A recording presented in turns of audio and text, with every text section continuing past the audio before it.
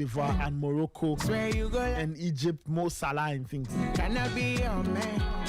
That friend when no relay. Doing all the things you. So that's what I'm advising you to do this December. So get in touch with Dunia Safari 053-808-7709. Follow them on Instagram, Facebook, and TikTok at Travel Dunia Safari. And don't forget to use the Sporty FM promo code SportyFan25. Feeling good. Steady on the grind, I've been making moves. MTN Free After One Extra is also here. So if you loved MTN Free After One, MTN Free After One Extra is an upgrade. You can talk for 1 whole hour uninterrupted while paying for the first minute, and you get to talk for 60 minutes straight with no interruptions. You also get 100 MB of data for free after your first call on Saturdays. So you see that is a good deal. It's a wonderful deal. So dial *550# and follow the prompts. And then get signed up to MTN Free After One Extra. Take your turn. Whenever you need, call my phone. I'll be your Superman, be my queen. I don't need no rules. It's a love song, I don't need no blue. All of that coming from MTN. Don't need no juice. Baby, loving you is a must. Yeah. What have I done, girl? I have no clue. From a distance, girl, I'm feeling good. Steady on the grind, I've been making moves. Cause I want to satisfy you. Cause you my medicine, girl. Cause you my remedy. When you wake up for money, yeah, I go there by your side. Oh baby, oh my baby.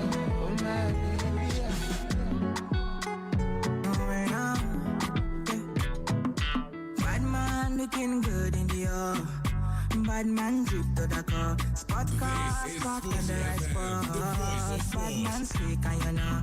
Bad man looking good in the bad man drip to the car. Spot car, spot on the right spot. Bad man slick and you.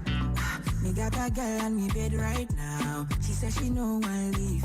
She tell me, Ruga, me I want to spend the rest of my life with you. Me say no. Oh Lord, fly you to Maldives for a day, then we fly back quick. Then we take a quick jet, fly straight to Paris. La crème de la crème. Say she never seen a guy like me. Yeah, she confess.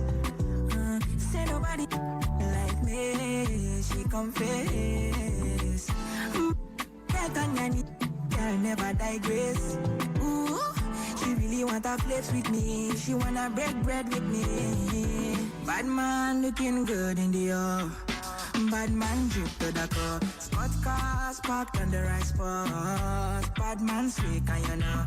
Bad man looking good in the bad man drip to the car. Spot car, spot on the right spot. Bad man slick and you. Clarity won't be me. My one baby, ice on me, looking fresh and clean. Definitely put me eye patch at me. Vanilla cold stone in my villa. Me one is a sativa on cold.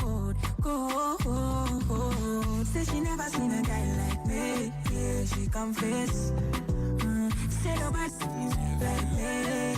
She confess. Yeah, Tanya. Girl never digress. Ooh, she really want a flex with me. She wanna break bread with me.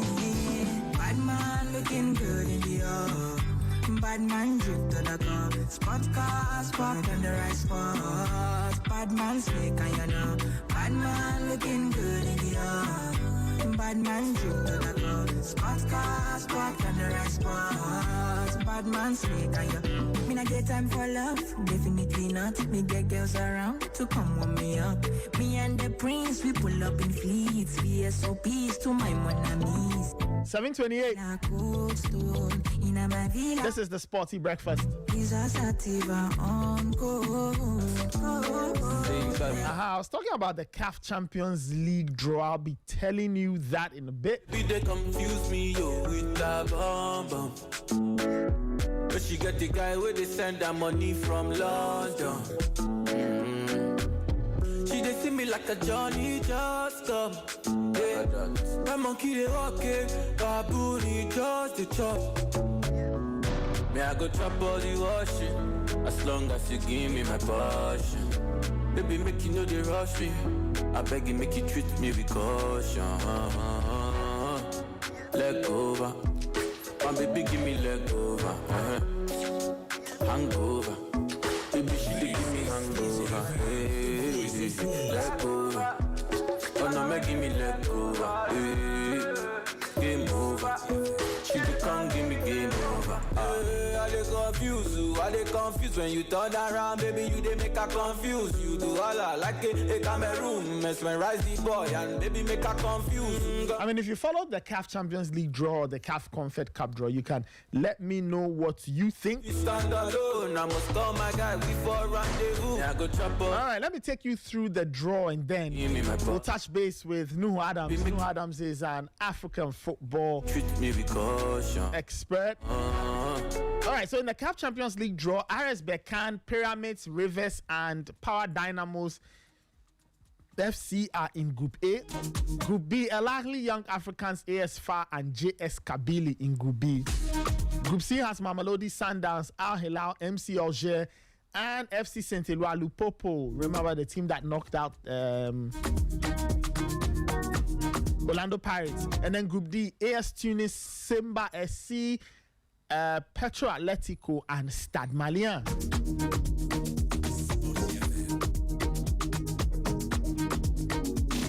So those are the pairings or the group stage dynamics in terms of the CAF Champions League. Nuhu Adams is joining us on the line. Let's get his thoughts on the groupings and the draw. Nuhu, good morning. Thank you so much for joining us. How are you doing today? Good morning. Everything is fine here. Wonderful, wonderful. I'm sure you had your eye on the CAF Champions League draw. Very interesting groups that the draw gave us. Let's start off with the group that caught your attention the most after the draw. Yeah, I was watching closely. The moment we got two teams from North Africa in Group B, I realized it was going to be the toughest group. Because JS Kabylie was drawn first in Group B, then AS FAR Rabat from Morocco also joined. So basically, it was going to be the top group. And we got Young Africans, that's Yanga from Tanzania, and then El Ahly in the same group. So Group B is fire. That's how I would describe the group. Every match in that group is going to be a tough game, whether home or away.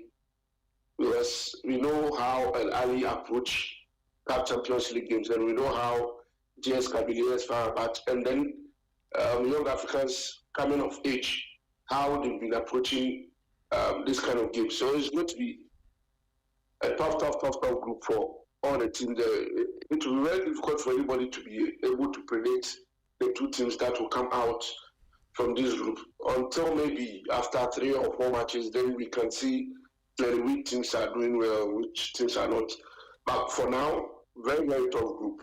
The dynamics in this group is quite difficult to predict. But I believe by the time we are done with first 2-3 matches, we will definitely know the direction of the group. But notwithstanding that, all the other groups have interesting fixtures, and I think this year's CAF Champions League is going to be one of the best.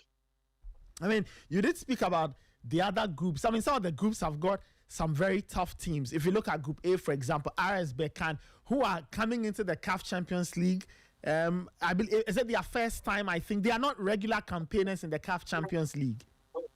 Yeah, they are almost mostly in the CAF Confederation Cup, and they've won the CAF Confederation Cup on 3 occasions, and they are coming into the CAF Champions League as defending champions of the Confederation Cup. This is the first time they are playing the group stage of the CAF Champions League. So it is for them to make a mark. It is for them to make a statement. It is for RS Berkane to tell the rest of Africa that, yes, they can compete with the big guys. They played a CAF Super Cup with Pyramids FC. They lost just a goal to 0. Yeah. One first time Kalala Mayele scored. So meeting them again in the group stage is going to be very, very exciting. And I believe once Shabani and his players will know how to navigate this game. So Berkane, first time in group stages of the CAF Champions League. Definitely, they want to prove a point. They want to make a mark. Well, in that group, we have Rivers United, who are also mixing it up with the big boys in this competition. In addition to that, and maybe we can extend the conversation to talk a bit about the West African teams. So I noticed that there are only 2 West African teams in this competition: Rivers of Nigeria and then Stade Malien of Mali. Many years ago, when this competition started, you had loads and loads of West African teams who had a great history in this competition. Ashanti Gold made the final. Hearts of Oak won this. ASEC Mimosa were in the mix. Enyimba were a big team, or they were a big team at a point. But now you notice that the power has shifted. There's a lot more of the North Africans. And now we have only 2 West African teams in the entire mix of 16 teams playing in the group stage of the CAF Champions League. Yeah. Look, I think for the last decade, no team from Sub-Saharan Africa have been able to win the CAF Champions League or Confederation Cup, if I'm not mistaken. So that has been the story. CAF Champions League, Confederation Cup is dominated by the North Africans. No matter the number of teams they've entered in the group stage, by the time we get to the semi-finals, you have at least 2 or 3 North African teams. It's about the sort of investment they've been doing. It's about how they want their teams to be known to the rest of Africa. So they spend a lot of money on their new players.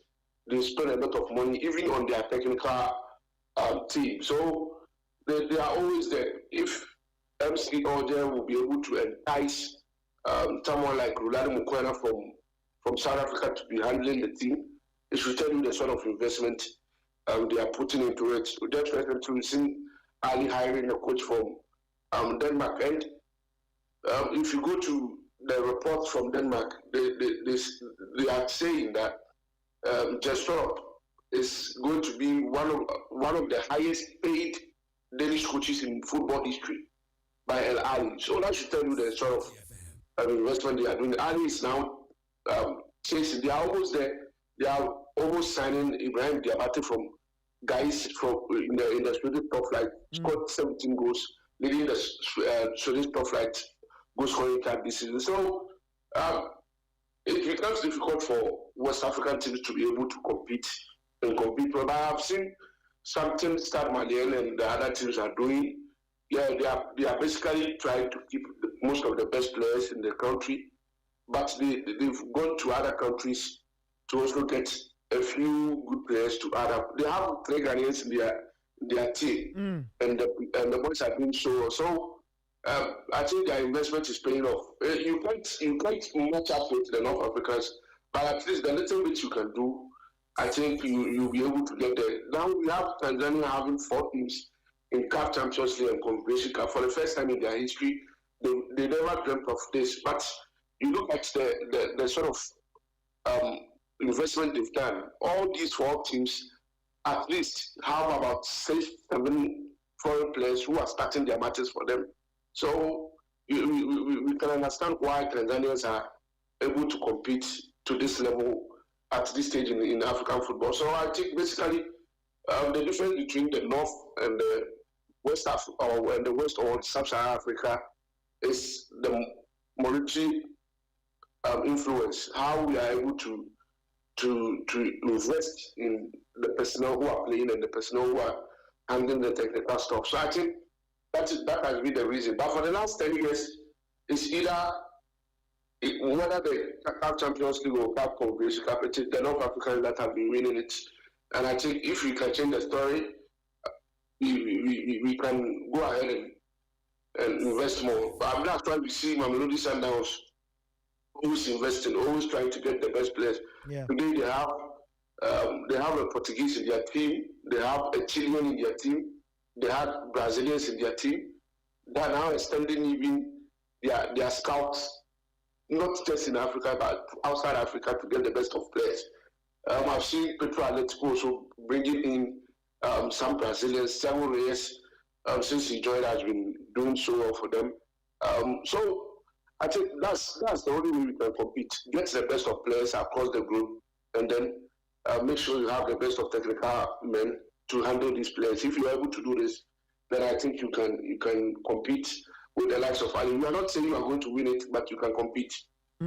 Well, let's just touch finally on some of the teams I like to call the outliers, some of the teams who regularly don't get here, but every now and again make it. Power Dynamos of Zambia, they are in the mix. A team like Saint Eloi Lupopo of DRC, and you and I watched them eliminate Orlando Pirates from the competition. You mentioned Stade Malien and all. For these two teams, what are your expectations of them? Power Dynamo, Saint Eloi Lupopo. How well do you think they can do in this competition? Power Dynamos are in Group A with Berkane, Pyramids, and Rivers, while Saint Eloi Lupopo have a very complicated group: Sundowns, Al Hilal, and MC Alger. I think Saint Eloi Lupopo will have some scores to settle with Mamelodi Sundowns because they eliminated Orlando Pirates and the controversy surrounding it. Going back to South Africa will be very, very interesting, and we'll see how they will approach the games. But they have a very good squad. The last time I was on the show, I explained why they were able to eliminate Orlando Pirates, and before that, they had already eliminated El Maric. They have some experienced players, some of the players coming from TP Mazembe. So basically, they have players who have played in the competition to the highest level. So their goalkeeper, Simone Musula, was with Vita Club. He was semi-finalist of the CAF Champions League in 2014 thereabout. So he had the experience, he has everything. Mika Michi has played for TP Mazembe, has played in semi-finals of the CAF Champions League, has played in Confederation Cup semi-finals. Isama Mpenko was ZR Congo first choice at right back. He has also been doing all. Lukapa Bukoku Amale, very experienced player. He played for them that Motema Pembe and then went to Morocco to continue to fight out Jadina and the rest. He's back with Saint Eloi Lupopo. They have a very good coach, Guy Bukasa, who has told everybody that he's inspired by Pito Mosimani and Florent Ibenge about how they go about their coaching. So, Eloi Lupopo have a very good squad. But the group they find themselves is very, very tough. Mamelodi Sundowns, Al Hilal, MC Alger, any team or anywhere you meet any of these teams is a tough game. And how to overcome them will be very, very difficult for any coach to think about. But with the kind of squad they have, I think they can do something for themselves. Not qualify from the group, but at least get some ways that will earn a lot of respect on the continent. If they are able to keep most of these players after this experience, if they are coming next season, then we can say Saint Eloi Lupopo is ready to battle it out. But for now, they are in a very, very tough group, and it's going to be very difficult for them to come out. But I believe they can get some wins at home, especially matches against Al Hilal and then MC Alger. They can negotiate for wins. Then their away games very, very difficult, but they will try. Power Dynamos, it's been a long time they played in the CAF Champions League group stage. Yeah. So I think they are just coming to test their might. They will not have their eyes on qualifying to the next round, but if they get that opportunity, they will take it. So basically, Group A should be between Pyramids and RS Berkane. The other teams will try as much as possible to get some points just to make a statement that yes, they are also there in African football. But it is going to be very, very difficult. Let's talk a bit about the CAF Confed Cup. It was the other draw that was done as well.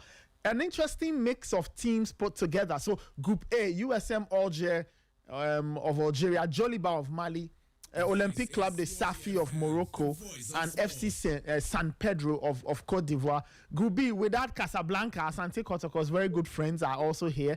AS Maniema of DRC, Azam FC of Tanzania, and Nairobi United of Kenya. They have a very interesting fairy tale story. In Group C, Belouizdad of Algeria, Stellenbosch of South Africa, AS Otoho de Oyo of Congo, and Singida Black Stars of Tanzania.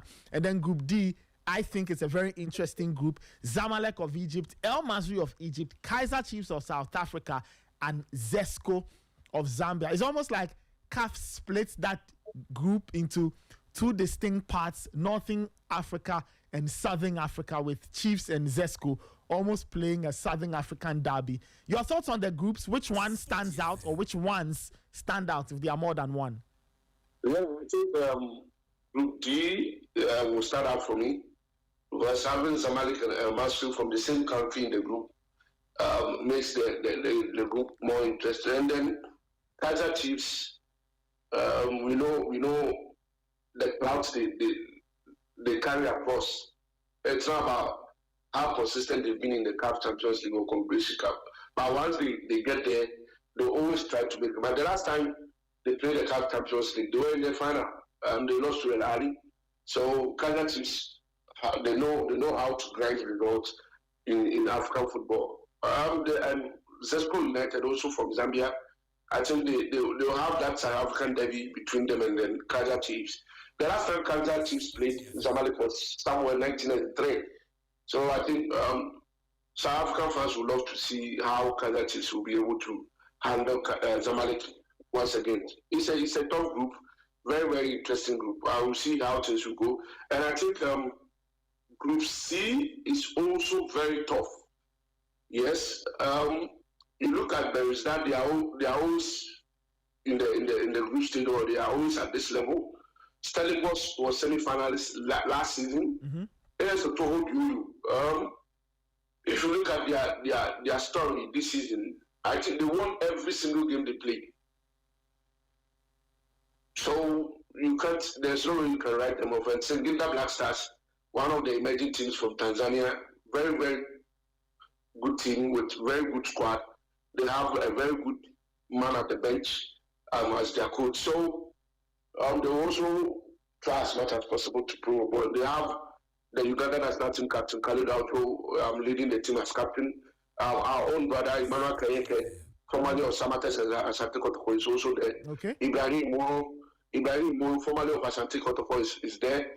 They have some interesting players from outside Africa who are in the squad. So basically, they will give Belouizdad and Stellenbosch around for their money, and all the matches there will be interesting times. So we see how things will go when the competition starts 21st November this year. But I think basically all the teams are ready. The groups from Group A to Group D in the Champions League or in the Confederation Cup, we have interesting matchups, and we will likely follow all the games. But one key thing in the matches is Rolando Mokoena, who is now with MC Ojo, facing his former club Mamelodi Sundowns. I would love to see how that match will go.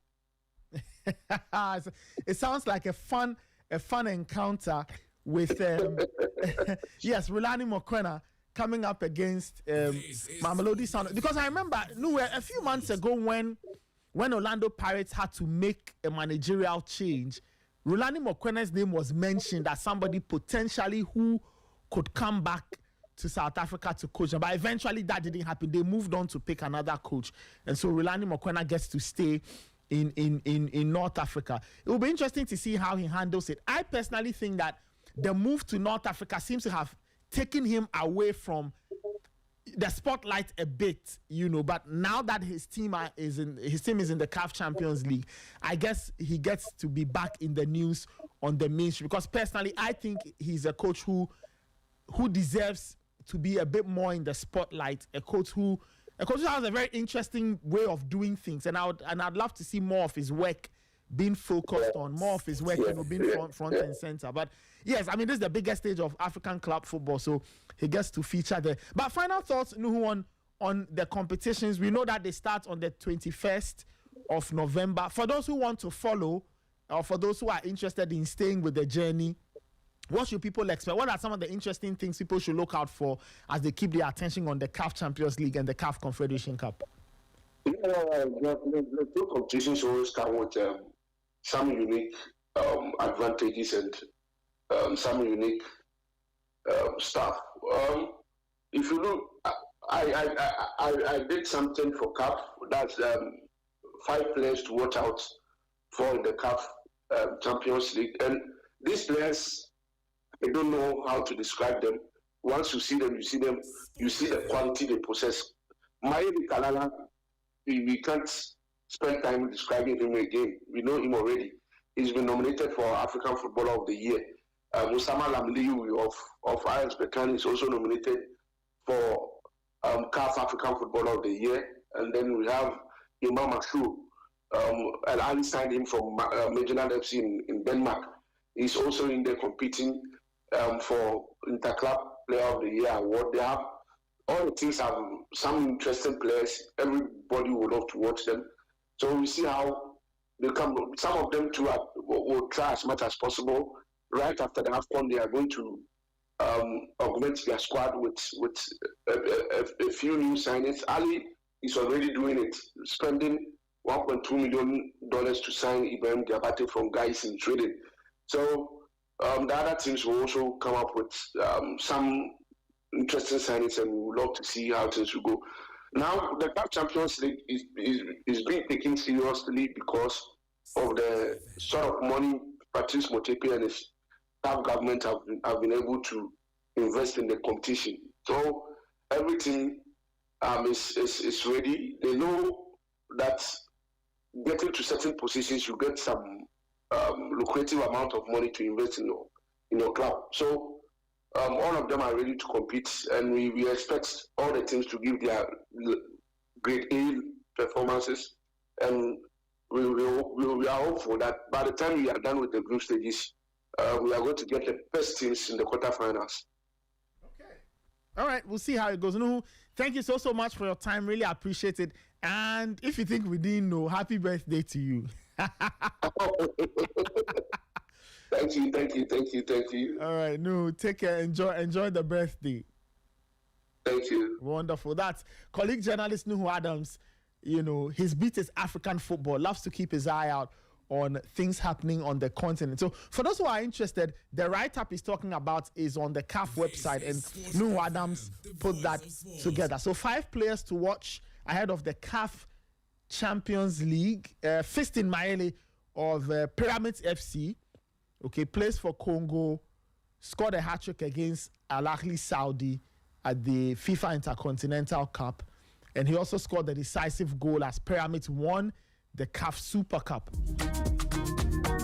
Then Osama Lamliu plays for RS Berkane. If the name sounds familiar, yes, he played in the CHAN a few months ago, helped Morocco win that particular CHAN tournament, and he's now led RS Berkane to their first ever CAF Champions League. You know, this is a new ground for them, but they are not new to club football on the continent. The RS Berkane are winners of the CAF Confed Cup. 3 times they've won.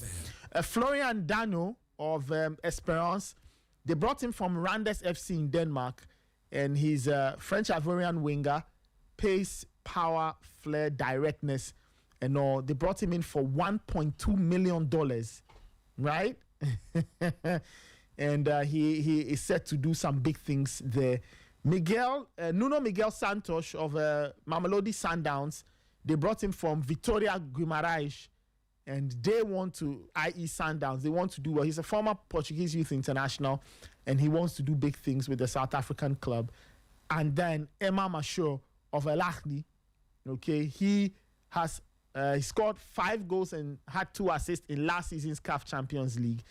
Great midfield player for Al Ahly, and he wants to help them to win yet another CAF Champions League.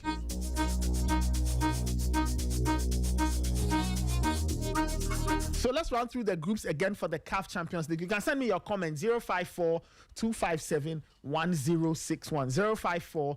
054-257-1061. Group A, RS Berkane, Pyramids, Rivers, and Power Dynamos.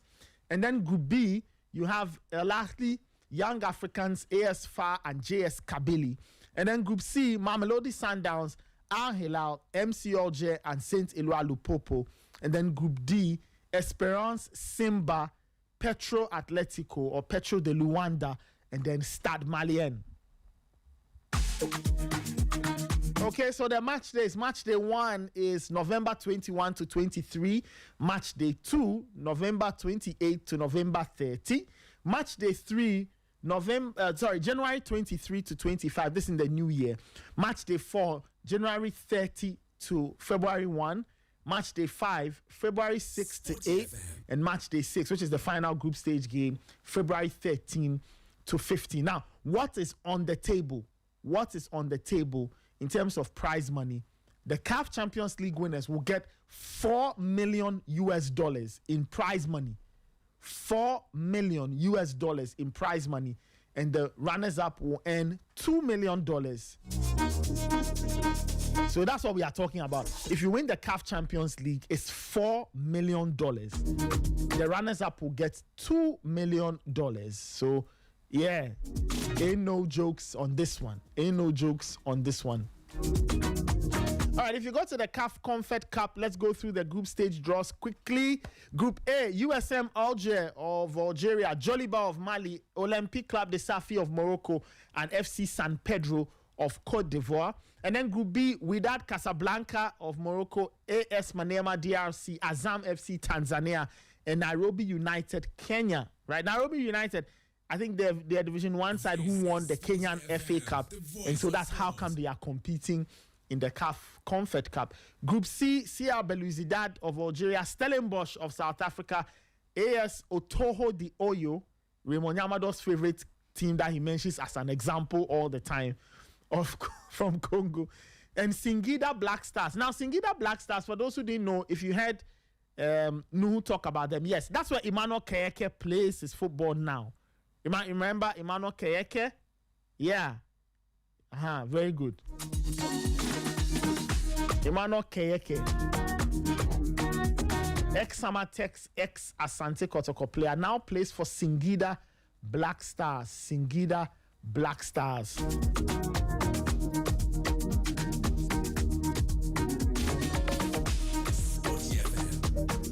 All right, let's keep up with the groups. And then Group D, Zamalek of Egypt, Al Masry of Egypt, Kaizer Chiefs of South Africa, and Zesco United of Zambia. Now, the match days in terms of the CAF Champions or CAF Confed Cup, virtually the same as the CAF Champions League, okay? Match day 1, November 21 to 23. Match day 2, November 28 to 30. Match day 3, November 23 to 25. Match day 3 is January 23 to 25. Apologies. Match day 4, January 30 to February 1. Match day 5, February 6 to 8. And match day 6, February 13 to 15. Now, what is on the table? Sorry about that. Now, the winners of the CAF Confed Cup will take home $2 million, and then the runners-up will take home $1 million. And then the teams that advance from the group are guaranteed a minimum of $550,000, while the teams that finish 3rd and 4th in their group will receive $400,000. So, Asante Kotoko, you see what you've missed out on? You could have gotten a minimum of $550,000 if you had made it to the group and qualified. Even if you didn't qualify from the group, you were getting $400,000. One of the young guys, Emmanuel, have you seen what Kotoko missed out on? I've seen it too. Kotoko and who? Kotoko and Gold Stars. Gold Stars, yeah. 400K. That's huge. Huge money for a club like Kotoko, and even for Gold Stars. And we just missed out. But I think Nuhu said a lot on that, because yes, I think it boils down to the finances of the clubs that we have here. Because obviously, I mean, if Kotoko goes to the CAF Champions League or Confederations Cup, we'll be looking forward to earning this money. Yeah. But these are monies that clubs like Al Ahly spend on coaches and players. So it's more like the minimum for those clubs. Yeah. And our clubs see those monies as huge sums for them that would transform their seasons. That would take up probably a yearly budget or even 2 years budget of theirs. But I think I'm impressed with some of the clubs that made it from West Africa, like Rivers United. Yeah. And again, it's down to finances because they have gone through a lot of transformations. You know, they are a club that currently are owned by the state, the River State, and so they get funding from their governor. They've gone through a lot of transformation. I think they were formed previously as Eagle Cement, and then they I remember that name, Eagle Cement. Yeah, and then they became Dolphins at some point. Dolphins, I remember. This was in the mid-noughties. Yeah, before the club transformed again to Rivers United. So they have money, and you know, you look at even their women's club were in the CAF Wafubi where they faced police ladies and beat police ladies. So they've been there and about a couple of times. Even in Nigeria though, although they are not the best club there because they lost the league to Remo Stars last season, but they ran them close actually until probably the last 5 or 6 weeks. Yeah. And Remo didn't make it here. Remo got absolutely thumped by Sundowns. Yeah. Was it 7-1 or some crazy score like that? They went to Nigeria and absolutely they made sure that there was no coming back from that. And so, but I like the fact that Rivers made it in there because obviously, if West African clubs are able to do it, then it means probably will encourage the clubs like Kotoko to also make it. And then you look at Stade Malien as well. They are in a league where it's mostly like a 3-horse race. Yes, it's either them, Real Bamako, and then Joliba. Yeah, and those three have won the league since football was played in Mali, so it's obvious one of them will get there. But I didn't expect them to get there, especially after the first leg when they won by just 1-0. I was thinking probably the second leg it will be overturned. But again, it depends on the opposition. If you meet a club like Wydad, then you know where it's going. Yeah. But then I think they met Nouadhibou, who are from Mauritania. And so it's a manageable tie. So that's why they were able to qualify. But then you look at the group that they are in, it's tough. It's very, very, very, very tough. Stade Malien's group has got Esperance, Simba, Petro de Luanda. That's a very, very probably the only team they can go head to head with maybe will be the Angolan club. Petro. Yeah, but even that. Because the rest are clubs that are serious campaigners. And I know Stade Malien are big on the continent, but in terms of going there and then reaching the finals or semi-finals, that's a step too far for them. So I'm hoping to see them do well with Rivers. Me, I'll be rooting for the West African club. That's me. And Stade Malien they've got 3 Ghanaians. 3 Ghanaians in the team. I'll try and get the identities for our listeners. But very interesting mix of teams. Very interesting mix of teams in the draw or in the group stage game. So Berkane, for example, the CAF Champions League. So listen, I'm just going through the group stage again. CAF Champions League, for example, Group A, you've got Berkane of Morocco, Pyramids of Egypt, Rivers of Nigeria, and Power Dynamos of Zambia. And then Group B is El Ahly of Egypt, Yanga of Tanzania, AS FAR of Morocco, and JS Kabylie. What a group! What a group! I think that's a group of death for me. What a group! For me, I think that's a group of death because obviously Al Ahly, we all know their pedigree, and they've gone for a Danish coach who is now bringing players from the Scandinavian countries, and so they mean business. They want to reclaim that spot that they lost last year. They want to win the Champions League. They went to they were in the FIFA Club World Cup, and they couldn't do as well as we wanted them to do. But I think it's possible for them to win it this year because looking at the investments that they've made, the players that they've signed, the coach that they've brought in, they have a chance. And I can see why they'll be very confident going into this group. Although I feel like maybe young Africans can snatch that second spot. AS FAR Rabat, fine, they are very good, but this season they have not started very, very well. So maybe there could be a chance there for young Africans. JS Kabylie, of course, we know what they did to the Vianney Gold Stars, but I don't think in this group, I think this group, they will be the least ranked for me personally. Okay. I don't. If they're able to make top 3, that would be a surprise for me. Okay. Talking about Stade Malien, so the 3 Ghanaians they have in their team, Francis Awine, he's a left back. Gilbert Asamoah, okay, plays as a defensive midfielder. And then the third player is Monkala Abdullah. Abdullah plays as a left winger. So not familiar names, but they are making it there in Mali. Yes, they are. Whoever thought they would find their breakthrough, here they are playing. Mixing it up with the big boys in there. That's in Group D, and then Group C of the CAF Champions League: Sundowns, Al Hilal, MC Alger, and Saint Eloi Lupopo. I was Saint Eloi Lupopo knockout Orlando Pirates. So they won the first leg 3-0. Then they lost the return game 3-0. Of course, with goals cancelling each other, it went into the shootout. Pirates couldn't hold their nerve and they lost that game in the shootout. So Eloi Lupopo, as Nuhu said, they have a very interesting collection of players. Players they picked up from TP Mazembe and Vita and Motema Pembe and all these guys they've put together who have experience, and so they are a very, very strong team in the competition. And then I think the story of that group is Rulani Mokwena taking on his former team Sundowns. You know, he didn't win the CAF Champions League with Sundowns, but he took them to a final, and it was in that run that his profile as a coach really came there. The profile shot up. Now he used to coach with Dad, but he's gone to Algeria with MC Alger, and now he goes back to face his former team. He'll face them twice in the group stage, home and away. So that's the picture from the CAF. But I think there's another story with Al Hilal as well. You know, they've been playing away from home for a while now. I think they were recently admitted into the Rwandan league. And they're not from Rwanda. Wow. So they got admitted into the Rwandan league? Yeah, because of the war. Conflict, yes. Back in Sudan. So they're not able to play. So they are not active in the local league in Sudan. Yes. And they are playing away from home, and yet they are able to make it into the group stage. So I think it's a very nice story there that they are building. And for those who love fairy tales, I think this is a club that we supporting, because obviously people want to see the underdogs and clubs that have storylines attached to their stories win the CAF Champions. I don't think they'll win it though, but I'm hoping that they'll make it into at least the knockout stages. Yeah. You spoke about Rwanda clubs getting admitted into the Rwandan league. So for those who didn't know, the Rwandan league has admitted 3 Sudanese clubs, Al Merrek and Al Hilal are in there as well. So 3 clubs, Al Merrek, Al Hilal, and Al Ahly SC Wad Madan. So they sent a request. They wanted to play in the Rwandan league because obviously there's no football happening in Sudan. So they are now playing in the Rwandan league, which starts this month. And so I think they can actually win it.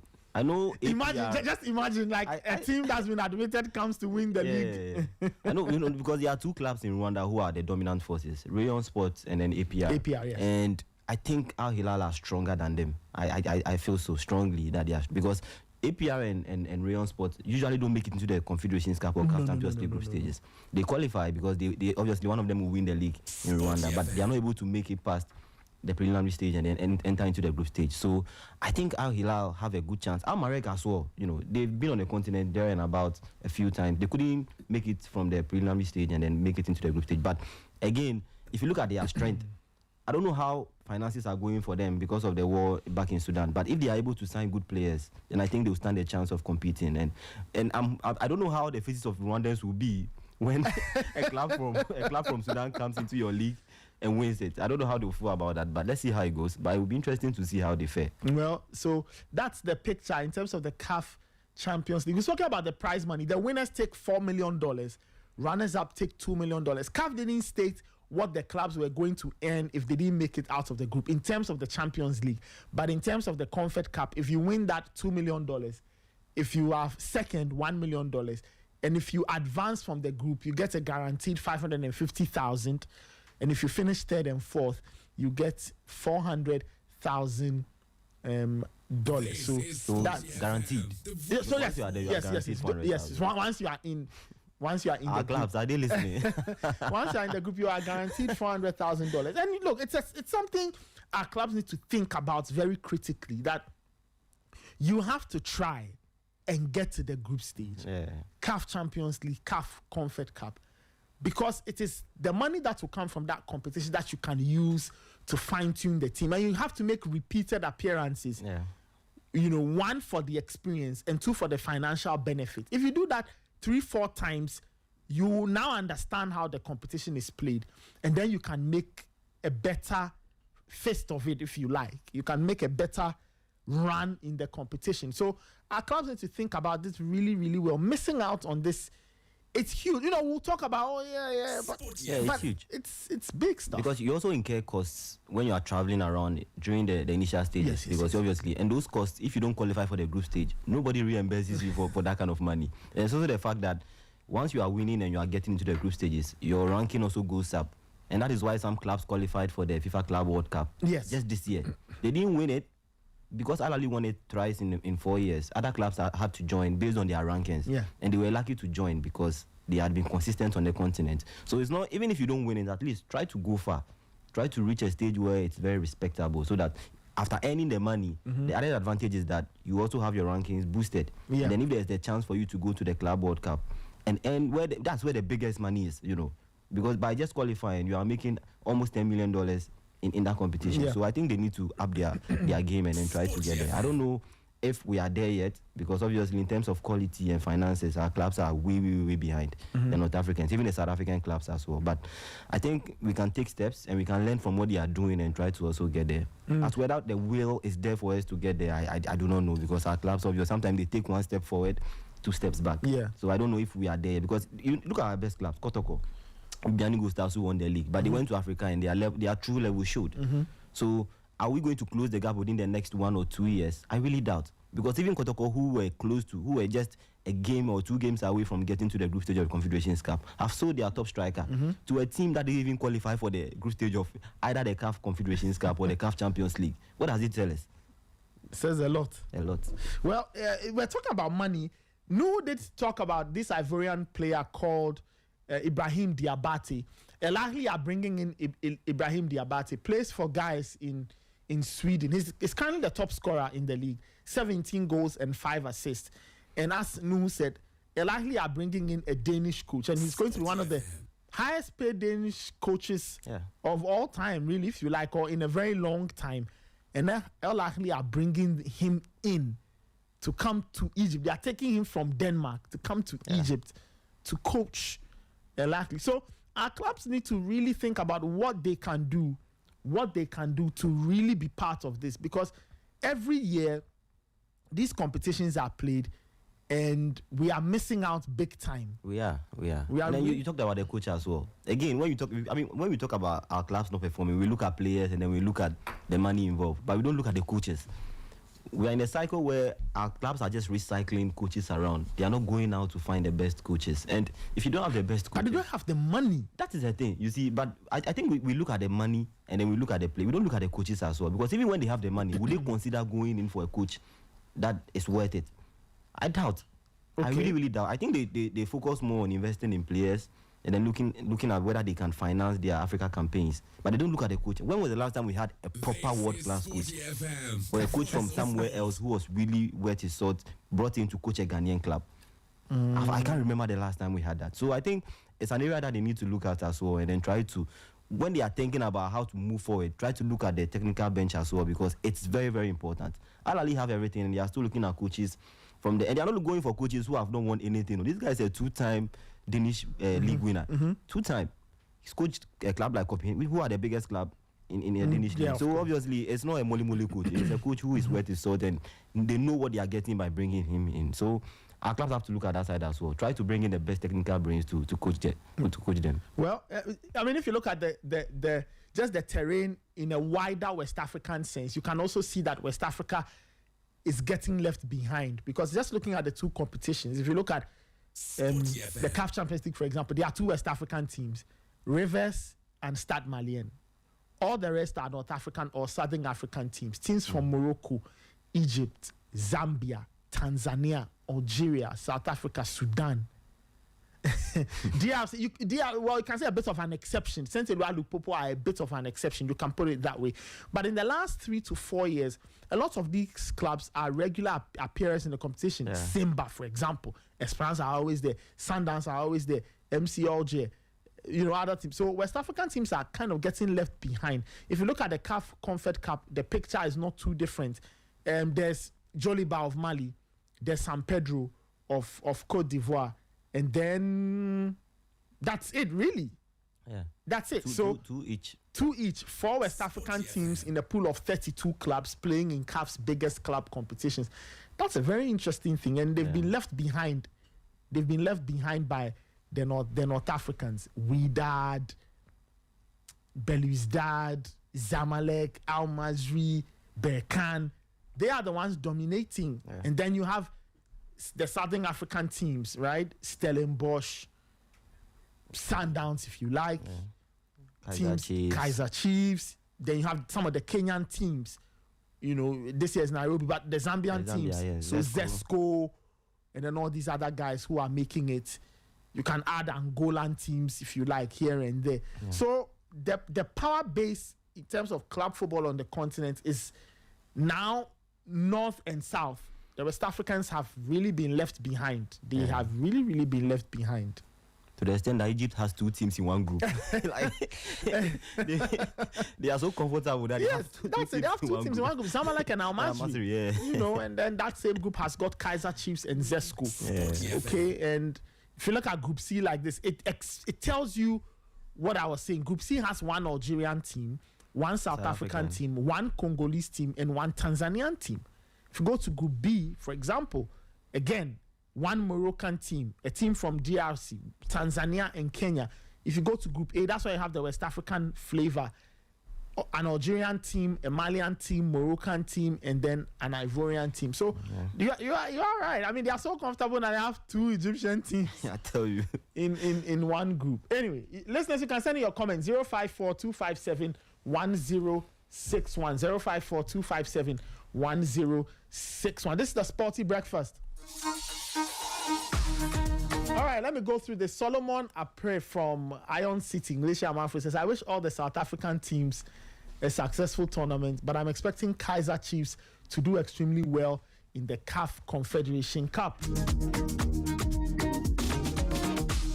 All right, we'll have to wait and see what happens to Kaiser Chiefs. But yeah, South African teams are in the mix. I think there are 3 of them: Stellenbosch, Sundowns, and Kaiser Chiefs.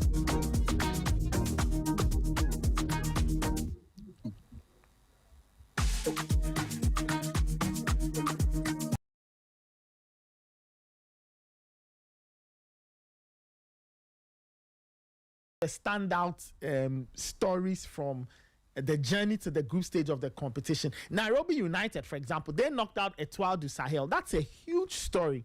They knocked out Etoile du Sahel to qualify there.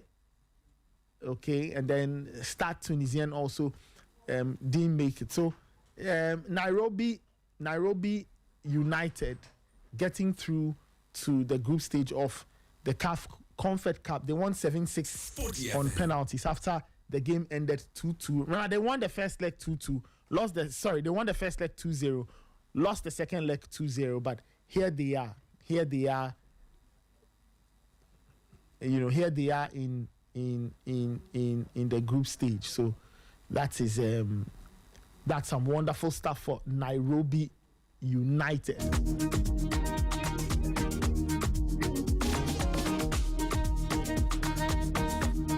8:16.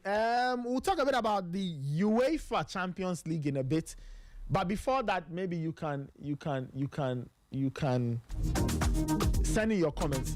My producer Immortal is here. I don't know what is his interest. Point of interest. And what is your interest? You know, when you and Nuhu and then Ayamga was talking about the African Champions League, you know, it all boils down with the money. Yeah. How much you pump in to get the results.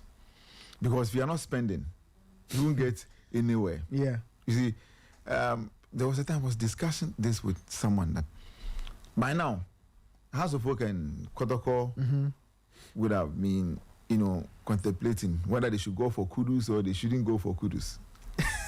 Those days, if it should be those days.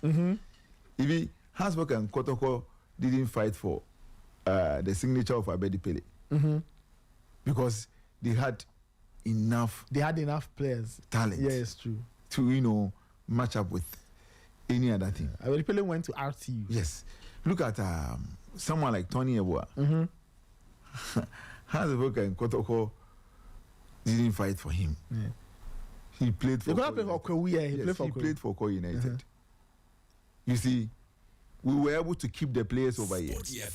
Richmond Lamte and those players, Kayeke and Co, should still have been here playing for House of Folk or Kotoko. But we've let them go. You see, it's because we don't have money. In our ecosystem, the football ecosystem, was the sports fraternity, there's no money. Even when you look at the economy, the larger economy, there's no money. If you don't have money, you cannot do anything meaningful. You will be normal. When we go to Europe, look at the European clubs. Those that are pumping enough money to buy players. to get good coaches, good backroom staffs, or any other thing. They are doing well. If you are not pumping in money, you cannot get anywhere. So we need to find a way to mobilize or get money into our game. And This is Sporty FM. it should not come from one side. We shouldn't put pressure on one side. All of us need to, think and then find a solution to get money for us to be able to push our clubs. And the reason why we need to come together and make sure that the sports bill or the sports fund, we need to make sure that that's come to reality. Otherwise, our clubs will continue to fail, and eventually it will affect our national team. So if I'm a coach, I will not, in quote, waste my time and probably be looking for players over here, because some of the players are outside and they have, they have the facilities. You can get something good out of them. Okay. Sporty FM. Albert Amwa was scoring, and then now he has left. Yeah. He will probably go and struggle because, he need to adopt to the leagues over there, and the hype he was getting, he may not get it. The kind of opportunity he was getting at Kumasi Asante Kotoko, he may not even get it. Because when you go outside, you need to be outstanding. But when you are home, probably we may understand you and give you more time to play for you to excel. So we may end up not getting even one or two players in our national team. I'm talking about the Black Stars. Even now under 17, under 20, and under 23, most of the players are coming from outside. But first, they used to be here. Because we need to play. You need to be even more than 25, 26 years before you'll be able to go out. By now, 15, 14, 17, before you get to 20, if your talent is super, or if the potential is there, quickly they will sell you, because the clubs need money.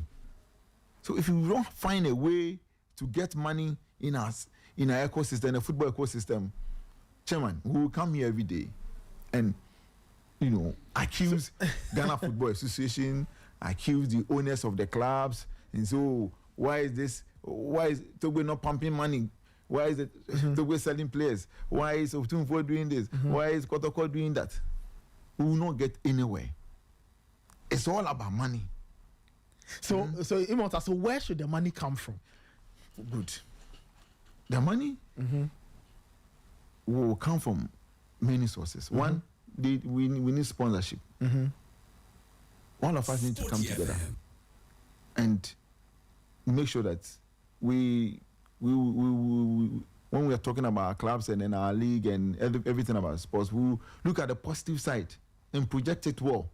Because no brand will associate itself with a club or a league or any institution that do not attract, good media attention. I mean, that's true, though. Yes, and then the clubs also, they have to do their things well.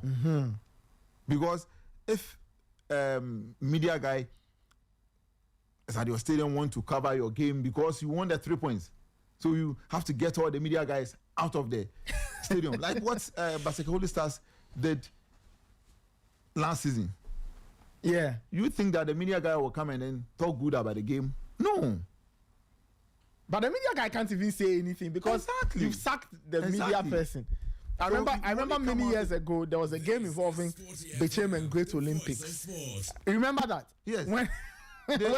When they blocked. Yeah, they blocked. They blocked trailer. They used a trailer to block the road, the entrance. So now the OB van, yes, the Star Times van couldn't get inside. And in the way we got people defending it, saying that the trailer, when the trailer got there, it got spot, so they couldn't move it. But we knew. They decided they didn't want when the game to be live, so that they can do their operations, they can do their things. We knew what happened to Metro TV when they went to Sakrade. Yes. to telecast Wise game. Yeah. They cut their cable. They cut the cables, yeah. They cut their cable. So if the clubs do not stop this, when media guys are going to say, when we are being harassed, when supporters go to stadium, they don't get a proper place to sit. Mm-hmm. It's we will not grow. We will not get to where we want to be. You see? Mm-hmm. So we need to find a way and make sure the game is attractive. Once the game is attractive, we'll get people. To the Ghana Football Association will unveil a sponsor because Black Stars have qualified. They are sponsoring Black Stars from now to end of July next year before the World Cup. And you will see more sponsors, yeah. That will associate themselves with the Black Stars because now Black Stars is attractive. We need to find a way and make sure that our league is also attractive. Our clubs, they have to do a lot of things. Look at Asante Kotoko. Asante Kotoko doesn't have board. They still have an IMC. Yes. The IMC is still Yes, they don't have board. But it So doesn't. if Ghana Football Association have decided to enforce the club licensing, Asante Kotoko will not play the league. They don't have women's team. Where's Kotoko ladies? Or where's Kotoko fabulous ladies? Where are they? But okay, the They are fabulous not- yes. ladies that exist right Yes. now, they are not associated. Yes, it's for Madame Abibata. So where's Kotoko ladies? Just few years ago when they decided to mobilize under 20 again. So where are their feeder clubs? Look at a team like Dreams FC. They have Still Believe. They have In God We Trust. Yeah. They have Dreams FC. They've associated themselves with Dreams Ladies. Dreams ladies, yeah. Look at House of Oak. They have Royal Oaks. Yes. They have Aurax. Yeah. They have Oak Ladies. Yes. And then House of Oak. Let's go through the clubs and see if they have these structures. Samatex, they have Samatex ladies. Samatex they have ladies, their yes. junior teams. Sporty FM. Other clubs have it. Not all the clubs. You see, House of Oak and Kotoko, they are not buying the best. They sit here for other countries or for other teams from other leagues to buy their best. Kotoko should not sell a player to Ali Benghazi. No. Kotoko should rub shoulders with Ali. Uh-huh. If Ali is going to Belgium League, Kotoko should go to. They are going to Sweden League. Kotoko should go to Belgium League and get play over there. And get a player. But the over money there. is not there. That is true.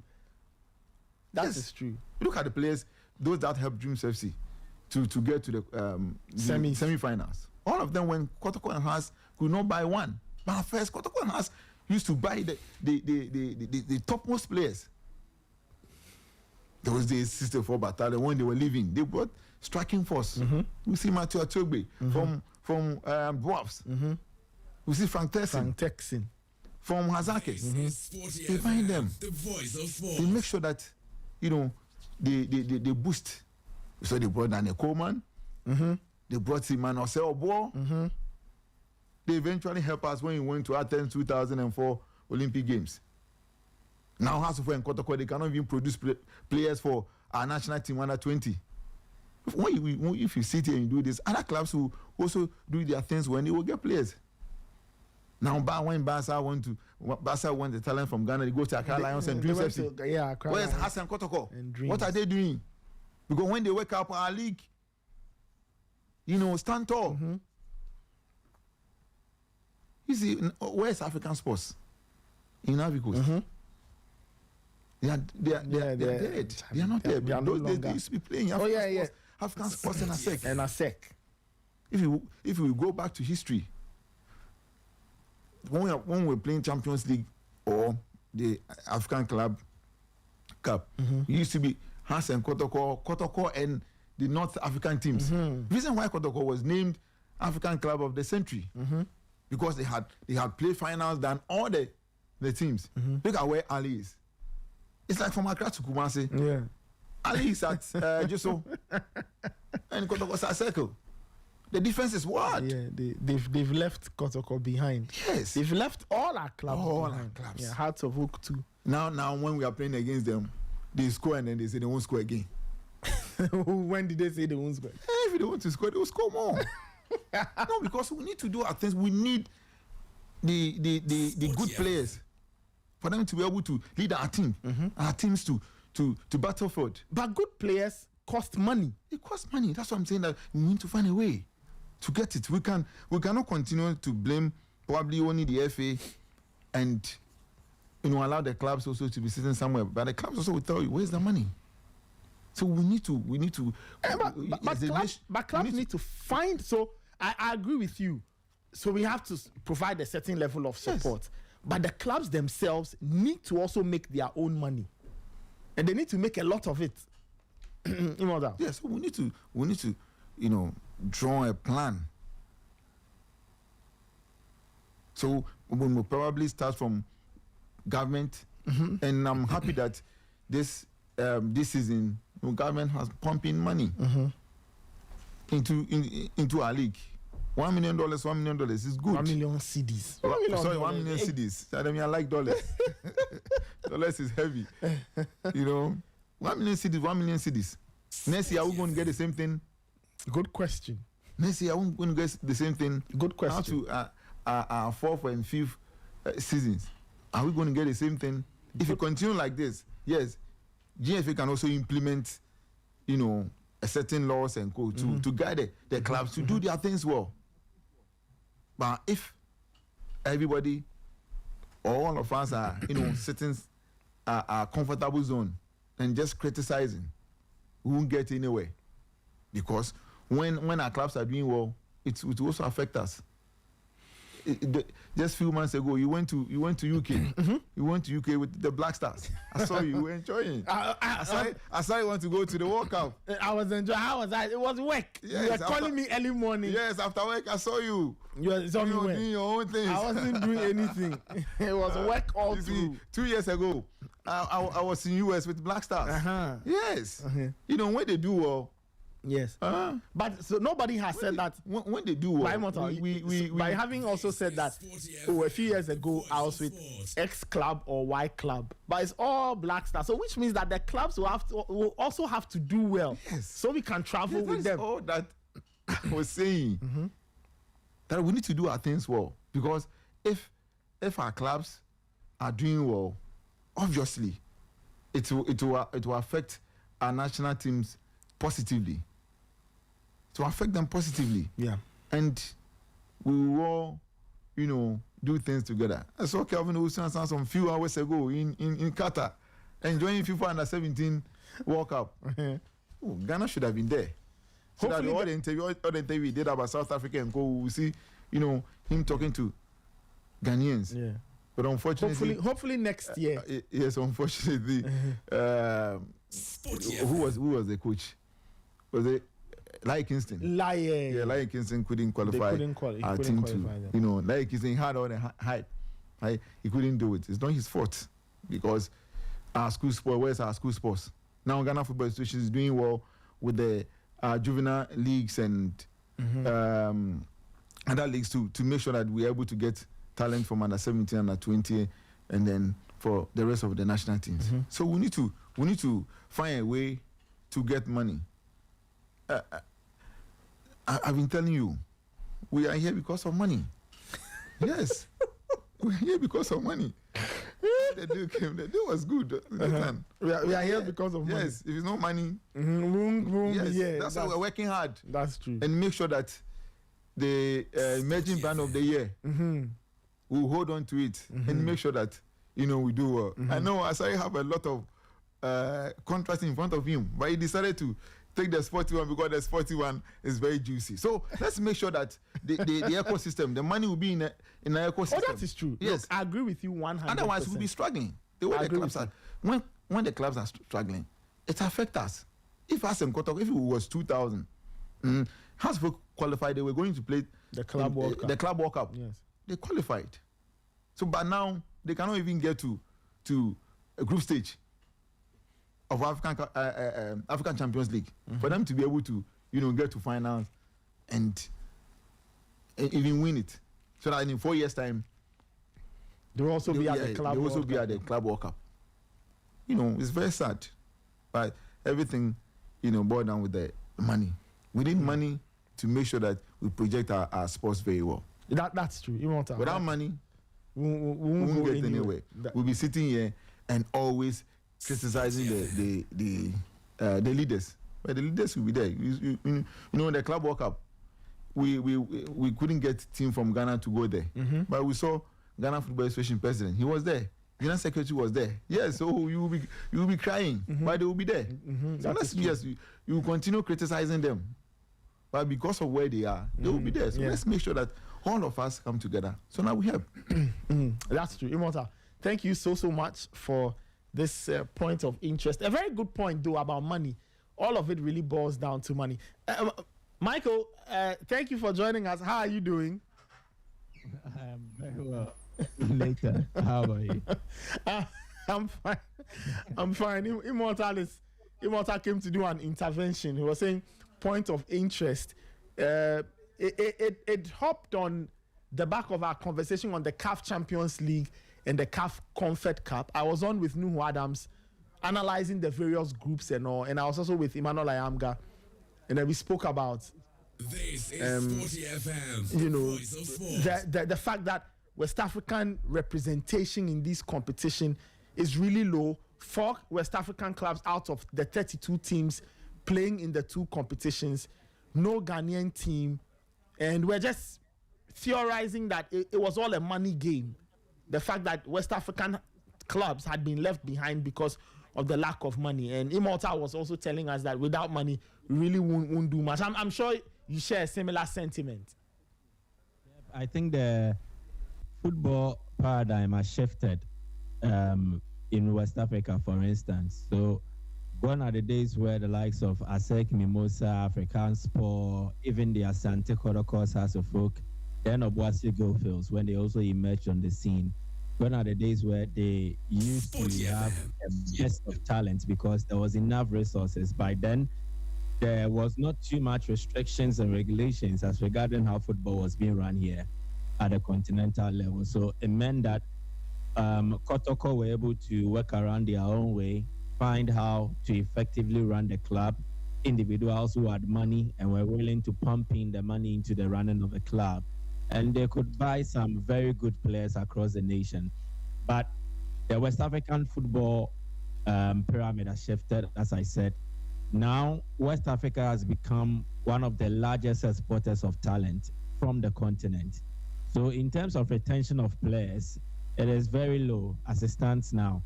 The talents don't even get to the top tier level in the respective leagues because right from the academies, from the juvenile stages, they've become the right profile for the European clubs who are interested in our talents to purchase. So for instance, you look at the Right to Dream model. They pick very young Ghanaian players, they hone their talent, take them through their respective processes. And then by the time they enter their teenage years, they will not play in any of the Ghanaian tiers as regards our football. They will be exported straight to Denmark where they have to play for FC Neustaland. That is if they make the cut. If they don't, they will have to pursue their careers elsewhere and they will not play in the local scene. So you have Right to Dream talents like Kudus, who never played in any of the football tiers in Ghana. You have David Akam, Abdul Majid Juarez, Kamal-Adin Sulemana, and the list goes on and on. Kamal-Adin Sulemana joined Right to Dream from Teshima and Liberty. As it stands now, Teshima and Liberty are playing in the Division 1 league, but they won't have any of their top players match up to the kind of potential that Kamal-Adin Sulemana showed. But he never played for them in any of our top tiers. He just had to join the Right to Dream Academy, and then he left the scene. So how football is being done currently is very different because I remember when Augustine Ahimfola had to join Obuasi Goldfields, if he had to choose between Goldfields and another club now, maybe he would have left for abroad because he joined Obuasi Goldfields at a very young age. There are players like Francis Akwafo who went through the mill, played for the Asante Kodoko youth side, and was eventually promoted into the senior side. Players like Shaibu Yakubu, he made the Ashgo team at a point in time, was fighting for the top scorer award with the likes of Asamoah Gyan. And he had to go through the mill from the youth side to the senior side. Now we don't have that any longer. The talent right from Division 2, Division 3, are being exported outside Ghana. And so we don't get the best out of them. The same applies to Senegal. Senegalese football is on the rise, but you check how many of their players come from typical local sides in Senegal. They are all exported at a very young age outside Senegal. Sadio Mane, Nicholas Jackson, Ismail Assar, and the list goes on. The young talents who are emerging are exported to lower tier clubs in France and other European countries who are ready to receive such players. They will polish them and then enhance their value and sell to make some good money. And that is how the West African football scene has been like. If you compare that to the North African scene or even South Africa, the retention of talent is very high. So if you're a player from the South African football pyramid, what it means is that you go through Division 2, you go through Division 1, and then eventually you get to the Premier level. So by the time you enter into the mainstream South African top tier level, you would have gone through various layers of the South African football pyramid, and you would come to understand and also mature into it. So by the time that the likes of Sundowns and then the Orlando Pirates, the Kaiser Chiefs, or even the other clubs are coming for you, you are ready to settle in. It is just like Anthony Annan. By the time that House of Oak was ready to pay money for him, Anthony Annan had gone through the Colts Football League system. He had gone through Division 2, Division 1, and then even in the Premier League for Ebusua Dwarfs before Accra House of Oak. So he went through the 4 pyramids. Michael Essien, before Liberty, had gone through the Colts system. He even played the Schools League.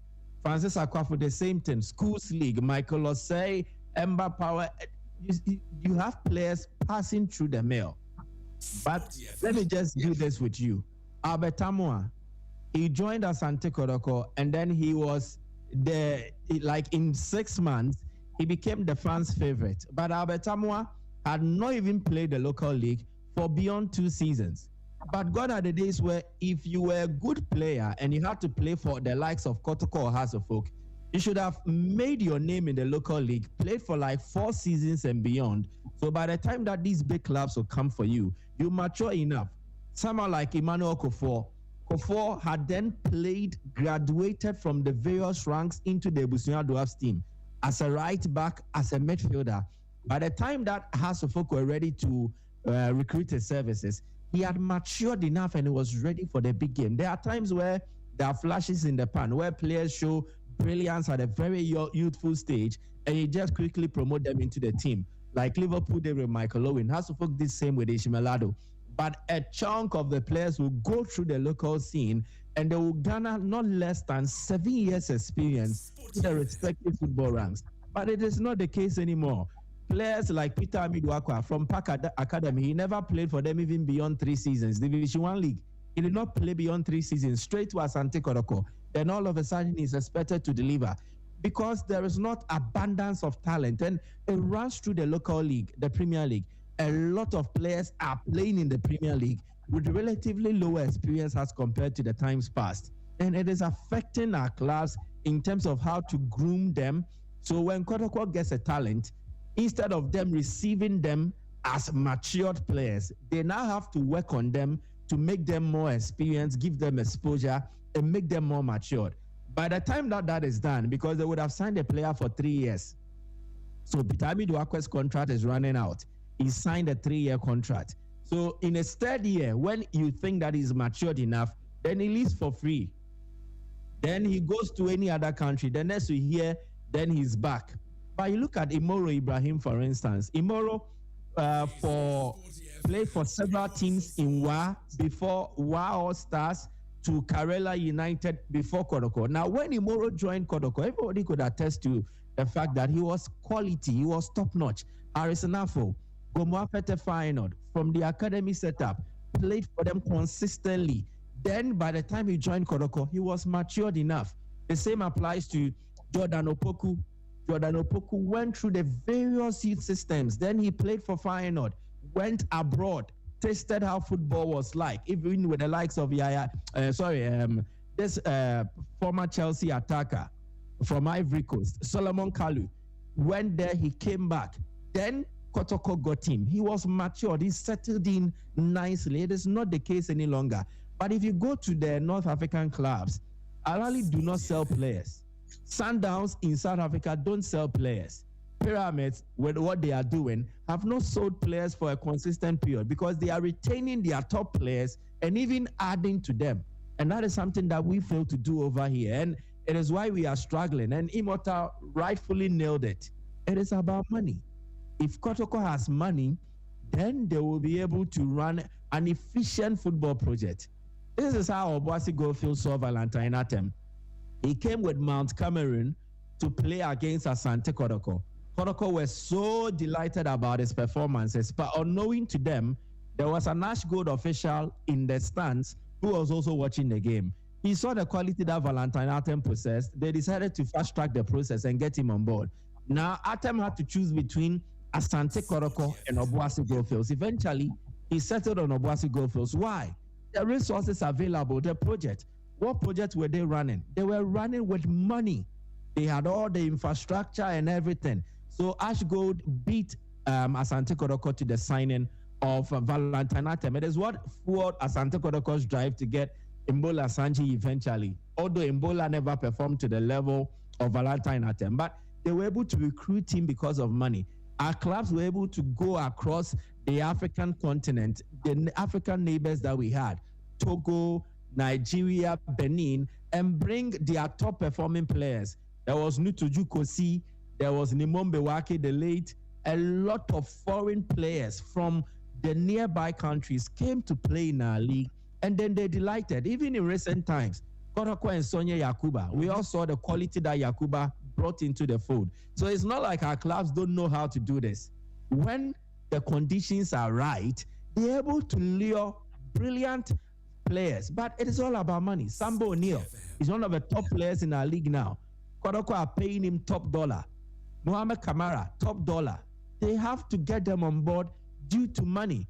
But if Kotoko had abundance of resources, just imagine, they would have had like 5 Sambo O'Neals in their team.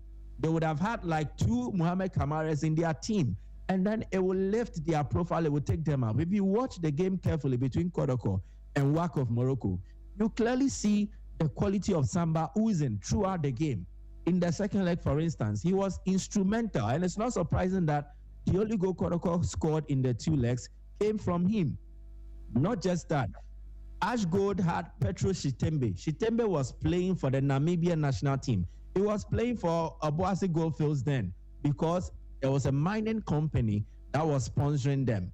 Ediana have money now. Jigri Begala has brought in some cash, and they are running the club efficiently. They're able to lure top players on board. Look at the project that Ghost Stars is running. Ediana has Dauda Sidibe. Ghost Stars have Razak Sanu, who's a striker from Burkina Faso.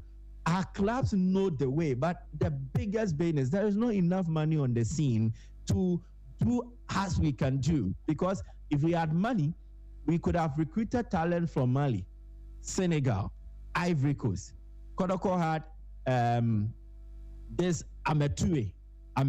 Yep, joined us. Yep, Ametue. So we can do it. Stephen Desebukwala, Mbele Tuga, but when they come, they don't last long. They have to leave. And they use our platform to audition their talent. So they come for cheap or for free when they are ripe enough. And we think that there's a time they need to stay, play, deliver, and then bring laurels or achievements to the club. Then they have to leave. When Mukwala was well polished after joining from Uganda, he had to leave and join Simba. Joseph Ochaya came, very green, Kotoko polished him. When he was ready, he left. At a point in time, he was playing for KCC, Kampala City Council. There was Radio Vuka, House of Folk. They brought him from Congo, polished him. He was playing for the Congolese national team at a point in time. When he was ready, he had to leave. Lack of money. If House of Folk had money, there was enough money coming from match day proceeds. There were sponsorships, money coming through. They would have been able to retain a chunk of these players. Imagine if Haas had kept the likes of their left-footed ball dazzler. Oh, the name is Tariq Jibril. Aside Tariq Jibril, there was the one who played an instrumental part in us winning the WAFU, the one we held in Cape Coast. Yeah, I'm trying to remember the name. He's a baller. He's Abigail's friend. Ask Abigail. Winfo Kobna. Wilfo Kobina, thank you very much. Imagine if House of Folk had kept Wilfo Kobina, let him play for like 7 seasons. They have kept a lot of their top performing players on board. Imagine what House will be doing. They will be making appearances in the group stage of a CAF Champions League and a Confederation Cup. When House were retaining players, because the likes of Amankwa Mreku, Kenneth Sapon, and the rest, they played for the team right from 1997.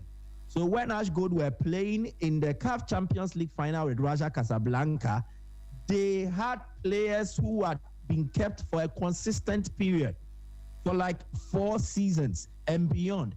Ash Gold played in the final. Hearts were then also starting their project. At a point in time, they had to draft in Jones Atukefio, but before him there was Ebetado.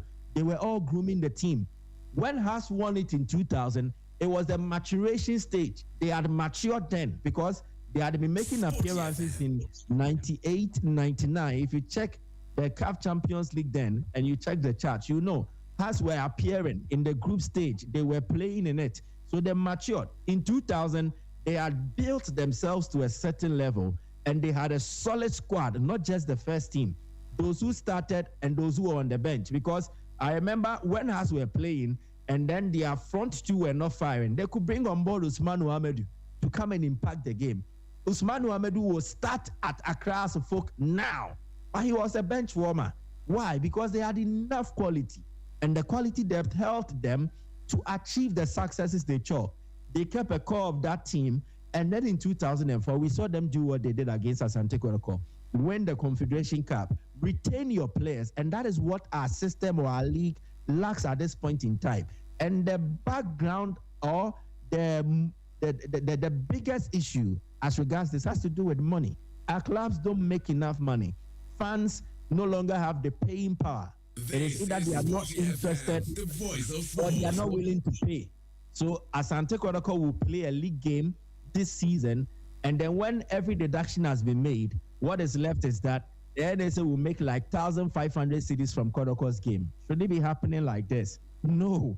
Clearly, Asante Kotoko should be raking in excess of 500,000 cedis at the end of every match day, if things are right. But our fans don't have the purchasing power. It is only in the Ghana Premier League where ticket prices have remained constant. From the last 5 seasons, 20 cedis, 20 cedis, 20 cedis. There are even places where they charge 15 cedis for a Ghana Premier League match. And still, people don't want to watch. How do the clubs make money as a result? Then the media and how we've run commentary on our league. We've made it too much negative. So instead of discussing the positive sides, there is an overly concentrating on the negatives and then discussing it to a certain level where the league does not become interesting to any corporate entity or so. So what they do is that they've stayed away. Then the state, in terms of regulations, in terms of laws, the state is not directly pumping money into our league, but they are also restricting the number of prospective sponsors who will come on board because of their own laws. So they are driving the sponsorship away. That is how come Obuasi Beaters, Casa Precon, they will send their monies to DSTV and they will not send it into the Ghana Premier League because FDF will say, don't do announcement or don't do advertisement, don't sponsor a football event or a sporting event when it is not 8 p.m. You can't do anything like that. And our clubs are struggling. They are not making money. And so that is the biggest issue. If we solve that, trust me, we'll be good to go. If you look at all the clubs in the CAF Champions League group stage, RS Berkane, massive investment and resources. And it's a project that has run for 10 years consistent. They've won the CAF Confederation Cup 3 times throughout this period. Then they have made an appearance in the CAF Champions League. Pyramid, years and years of investment. It's a project that has run for 10 years. Let's not forget our own John Entry of Dreams FC fame played for Pyramids FC when they were starting. Rivers United, maybe a flash in the pan. You doubt that they will be consistent. They've made it here from Nigeria, but how consistent can they be? Power Dynamos, they are back in it from South Africa. Then you go to Group B. Alali, over 2 decades, over 3 decades, they've been here consistent, running projects. Alali can go to the Belgian league and attract a player. They can go to the Czech league and attract a player. Younger, we all see what they've been doing, and they've been selling players as well. So Stefan Aziz Ki to work, got money. As far, again, the Moroccan football project, where the Throne had to invest money into the Moroccan league system for a consistent period, and then they put guidelines, what clubs have to do, so that if you take €1 million from the Throne, you are supposed to do this to build your club to a certain level, and that is what they expect to see. JSK, they've been here and there. They've won it before. Mamelodi Sundowns, years of investment. There are times they don't even win it. They become the Juventus of the CAF Champions League. They will go all that way, play beautiful football. They will not win it, but still they've not given up. They are doing it. Al Hilal, they are in there. They are even able to lure some of our best players to come play for them, even when Sudan is not playing the National League. MC Oja from Algeria, similarly. Now, when we saw that there's been massive investment into we've seen that they've usurped TP Mazembe. Now, they are beating Mazembe in the DR Congolese League, and then they've made an appearance here by eliminating Orlando Pirates. There is Esperance Sportive de Tunis, Simba SC, Petro Atletico, very rich club, and then Star Malien. So you see that all the clubs here, our clubs will struggle to match them in terms of the resources at their disposal. The only clubs we can stand a chance to beat fair and square will be Rivers United and Stade Malien. Even that, it will not come easy. But apart from these two clubs, any other club in the CAF Champions League will beat any Ghanaian side fair and square, because they have been consistent, they have money, they are running a very good project, and it is bringing them the results. But as in account we say it, if you will make it to be very nice, if the project will look very appealing, you need to have investment. Every good plan starts with the resources. If you don't have the resources, it is as good as just an idea, and it stays in your mind.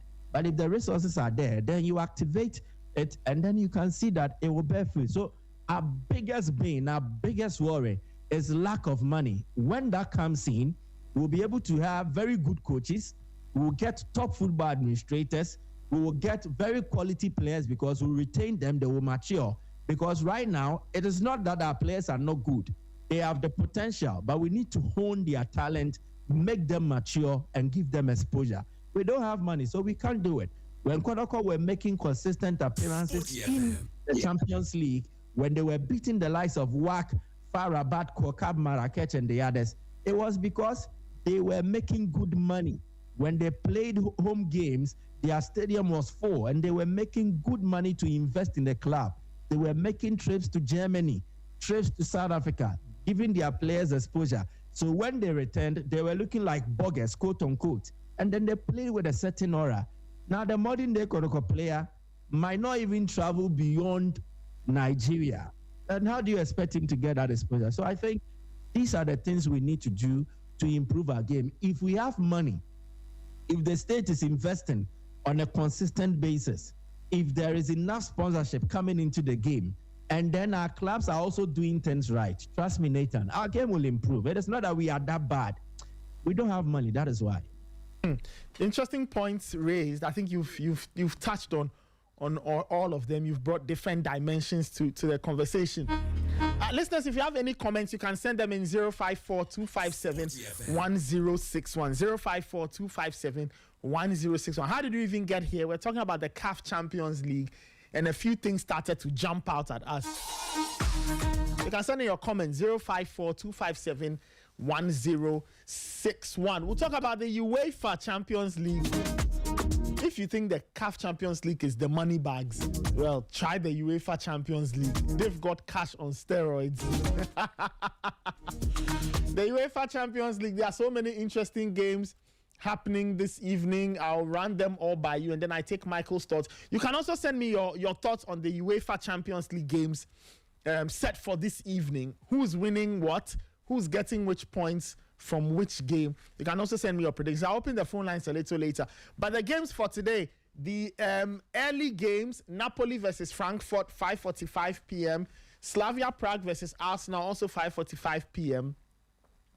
And then the 8 p.m. games, Atletico Madrid versus Royal Union Saint-Gilloise, Bodo Glimt welcome Monaco. Juventus at home to Sporting Club. Liverpool take on Real Madrid in the tastiest game of the evening. Olympiacos take on PSV. Paris Saint-Germain are at home to Bayern Munich, and Tottenham Hotspur, Mo Kudus' Tottenham Hotspur, they are at home to FC Copenhagen. They are at home to FC Copenhagen. All of that in the UEFA Champions League. All right, Michael, there are two standout games, one in Paris, one in Liverpool. Where do we begin? Okay, let's go to Paris first. PSG at home to Bayern Munich. The two teams met in the Club World Cup a few months ago. Paris Saint-Germain won that game. It was the game in which Sporty FM. Jamal Musiala got injured, and we haven't seen him after that. I guess he'll be back in a few weeks or so. But Michael, your initial thoughts on this? Paris Saint-Germain have had a very tough start, if you want to put it that way, in the French Ligue. They've had to be digging out wins and all of that. They have some injury concerns here, and the latest one is Desiree Doué. He got injured a few days or a few weeks ago. Thoughts on this one? Bayern Munich are hot. They are in form. One of the most informed teams in European football. 15 straight wins, and they are hoping that they can go to Paris Saint-Germain and go and get something from tonight's encounter. I think if there is any injustice that UEFA has done, football lovers, it would be fixing this game at the same time that Liverpool will have to play Real Madrid. I think it is very unfair. Yeah, it beats my imagination why they did this pairing in the first place. Because clearly, it looks like we could have done with one game on Tuesday and then the other game will be played on Wednesday. But I don't know how UEFA did this, but still, we would have to talk about it. And I think, PSG have not really started the season in sparkling fashion, but they've still been able to do things that are necessary, because if you check their placing on the Ligue 1 table, you'll still find them amongst the top three. And they're actually top of the league. I stand to be corrected, because after winning against OGC Nice, it puts them top of the league with an advantage against Olympique Marseille, because in the last two games, they have picked 4 points. The same applies to Marseille.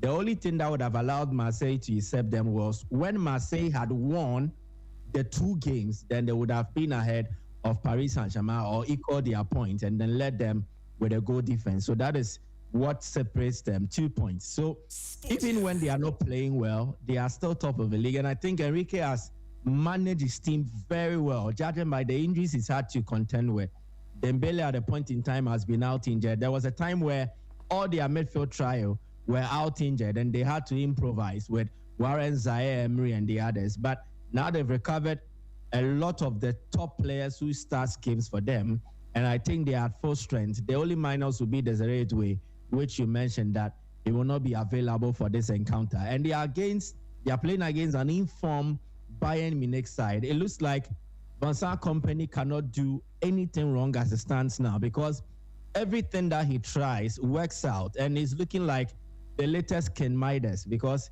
it touches the Bayern team for games and then it turns to goal. The results have been very positive for FC Bayern Munich. But I think the PSG game will be their toughest test yet. They've not met any opponent as solid, as credible as this PSG team. And the two teams know each other, judging by their engagement in the Club World Cup. And it was a difficult game for Paris Saint-Germain, trust me. How I see this game is that Enrique will not change. There's still going to be that control freak where he will love to control this game, set the tempo, have a lot of possession. So what I think should happen is that, judging by the setting is at the Parc des Princes in Paris. PSG are playing in front of their home fans, and that will urge them on to play their game and then allow Bayern Munich to adapt. So it is about Bayern's adaptability versus PSG's approach. Vincent Kompany has showed that he's one of those tacticians who knows how to prepare to face an opponent as and when. So clearly, we can't pinpoint that this is Kompany's ideology. He plays possessive football. Yes, every coach now in the game loves to play possessive football, where they build out from the back and do what they are supposed to do. Every new coach on the scene does that. But typically, we know for Enrique that he's a disciple of a tiki-taka ideology. Company does not belong to any school of thought. He does things on his own, and he plans his game as per the opponent they have to face. So trust me, if Bayern are able to adapt, they have the quality to trouble this Paris Saint-Germain team.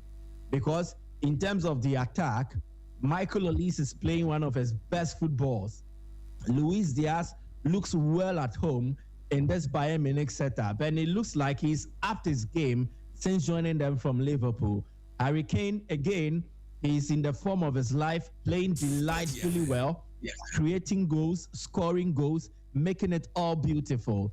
Then you would have to add Serge Gnabry in there. He brings that kind of balance to the Bayern Munich attack. On any given day, this Bayern attack is capable of disturbing any opponent, irrespective of their status. PSG are the Champions League defending champions.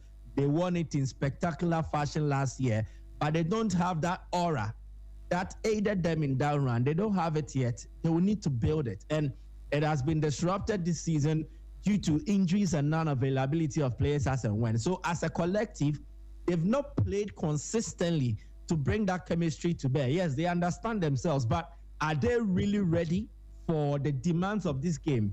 This is a game that will demand intensity. I can trust Bayern to bring that into the game against Paris Saint-Germain, but I cannot say same for PSG. Yes, they've recovered all their starting midfielders. Fabian Ruiz played a part in their win against OGC Nice. João Neves is back.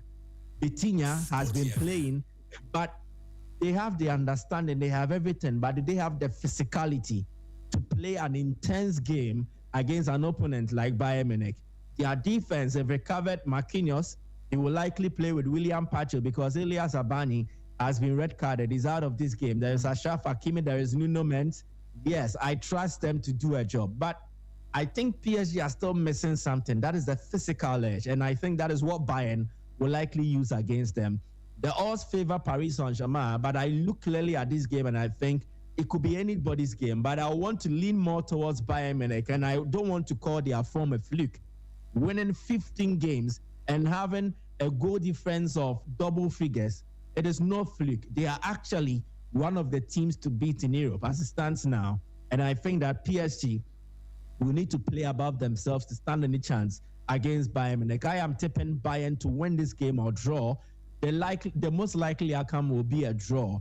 But if there's going to be any winner, my heart and my head will lean more towards Bayern Munich, judging by the quality at their disposal. From the goalkeeping department to the attacking department, they actually boast quality to trouble Paris Saint-Germain. And if you watch the Club World Cup very well, in that setting, it was very difficult for PSG to play their game because Bayern were tactically astute. They were on point.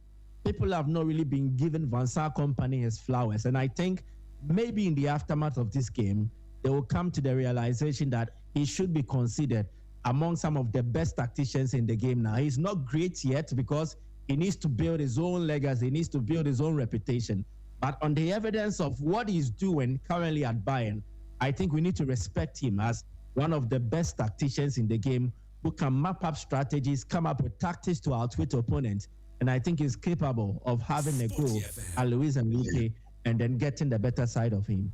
Well, I'm part of the people who might have to give Kompany his flowers. I wondered, why they appointed him. And I remember the initial wave of results, especially in the Champions League, did not convince me at all. But it looks like he's understood the job and he's gradually getting it. He's turning it around for Bayern Munich. For Paris Saint-Germain, though, they need to deal with a couple of things. One, they've been beaten more by Bayern than any other team in their Champions League history. They've lost 8 times to Bayern and they've won 6. You know, and that's quite interesting. Bayern, of course, they lost the last time these two teams met, and you mentioned that in the Club World Cup. And Bayern are on this run where they've won their last 15 games across competition. So there's something for Paris Saint-Germain to fight against. And these are, one, you are dealing with Bayern's good form currently, the history that Bayern have against Paris Saint-Germain. But PSG themselves will hope that they'll be able to put a team together that can match what Bayern Munich will throw at them. It's a tough ask, and without Desiree Doué, it leaves the attack slightly weakened. Bradley Barcola is a player you really cannot trust too often on this stage. He's very inconsistent. But the likes of Kivicha Kvaratskhelia are still around.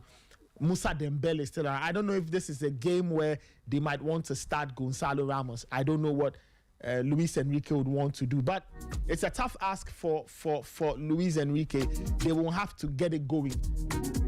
The initial bits of the season have been really tough, and PSG will have to get it going. I am of the opinion that if PSG get to the new year and they start to get players back and they are still in the mix for a Ligue 1 title, they are still in the mix for a Champions League title, and the automatisms have set in and they want to make an assault on the Champions League, then I think we'll start to see the real PSG maybe early next year. That's just my suspicion. Just watching this PSG team, from what I know of them and just seeing them consistently, especially from last season. Michael, the other standout game happens to be two teams we can call Champions League royalty. Liverpool taking on Real Madrid, and the subplots are enormous. I guess the biggest subplot has to do with Trent Alexander-Arnold coming back to his old stomping ground. I've heard Virgil van Dijk say that he hasn't spoken with him a lot since he left. Gravenberch says he'll give him a hug. Arne Slot says he'll warmly welcome back Trent. We don't know what the fans will do. Liverpool are hoping to spark their season up once again, because after this they play Manchester City over the weekend. I guess several elements have come together to potentially make this game the game of the evening.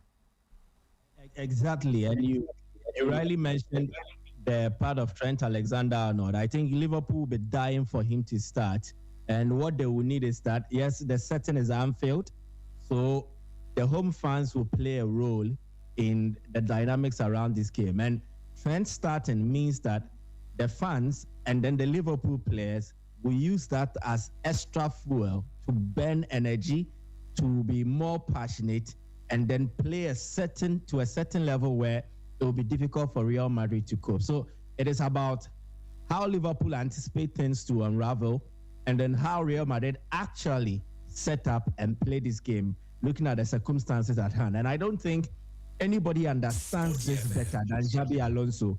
He's played for Liverpool before, and then he's coached a team against Liverpool at Anfield before. So he knows the environment very well and what to do to trigger them, which will not be to the advantage of the visiting team.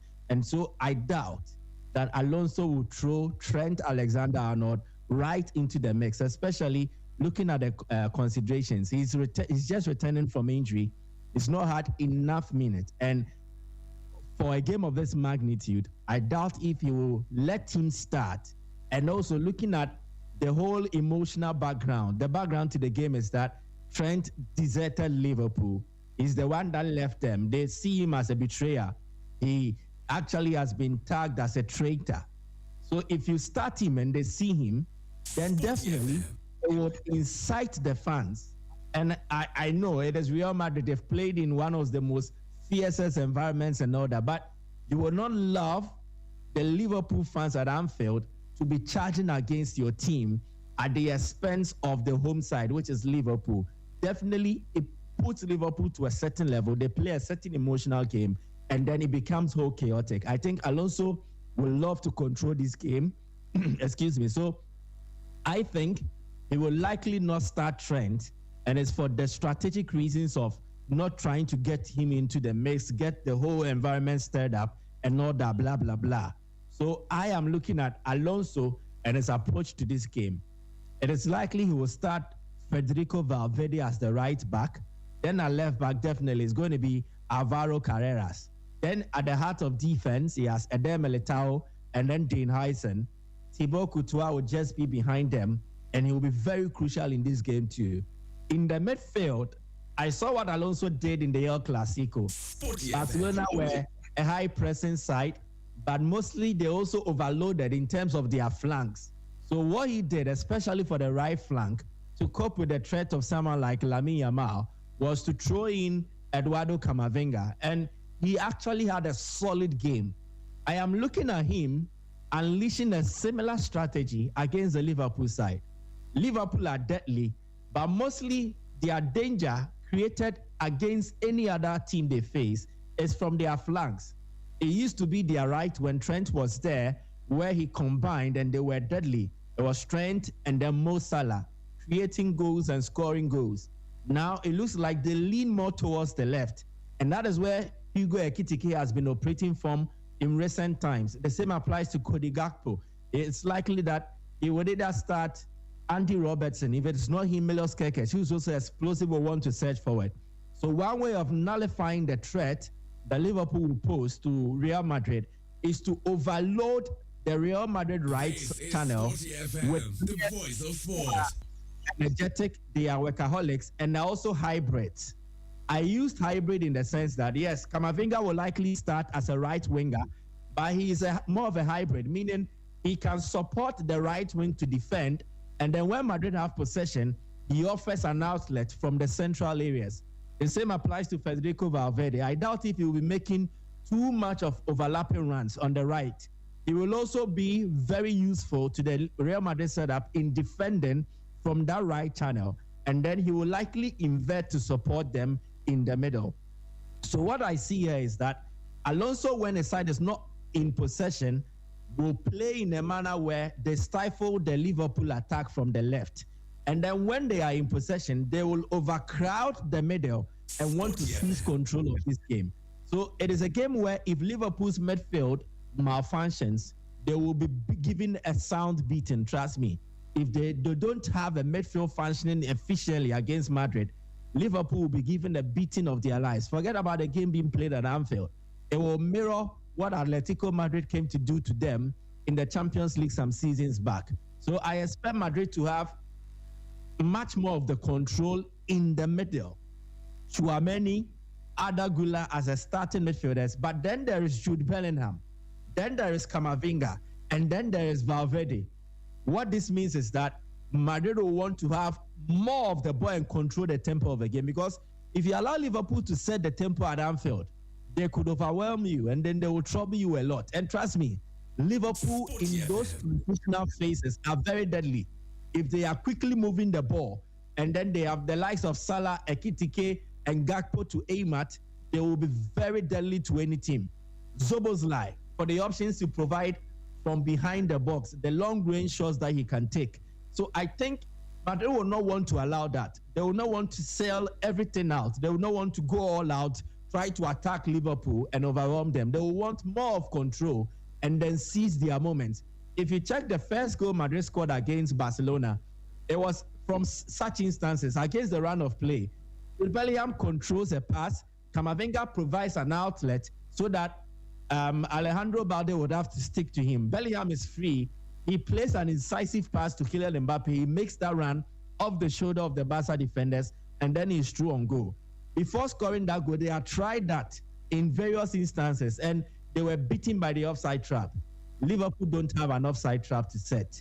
They have their defenders this time around also very poor in terms of their reactions. Konate was brilliant in terms of reactions in times past, but of late, we are not seeing the best of him, and it looks like the communication between himself and Van Dijk has been poor in recent times. Van Dijk, again, his style of defending is not yielding dividends as it stands now. The people have been teasing him, they've been trolling him that he would have to just watch and then give him those meanings and all that. But I think his style of defending is no longer paying off. And if you look through the Liverpool team, especially in their midfield, they don't have a typical ball winner. So if Madrid have possession, it is only Liverpool pressing to interrupt it. And that is where it gets dangerous. One like Dean Huyson, he has an eye for a pass. He has that excellent passing ranges, especially for long range passes, the ones you play over the shoulder of the defender. And that is Liverpool's weakness. So when Madrid control the ball, what they will do is that they will bait Liverpool, press us, push, try to win the ball. You are playing at home. You will need to go all out, try and then push us to win the ball. When they do that, the Liverpool team will likely play with a high line. Then the long balls from Dean Huyson, looking for the likes of Mbappe or Vinicius Jr. That is where Madrid will capitalize. So it is a game where the home advantage and everything favors Liverpool from the emotional point of view. Play Trent, let the atmosphere be charged. Let's shout, let's do this.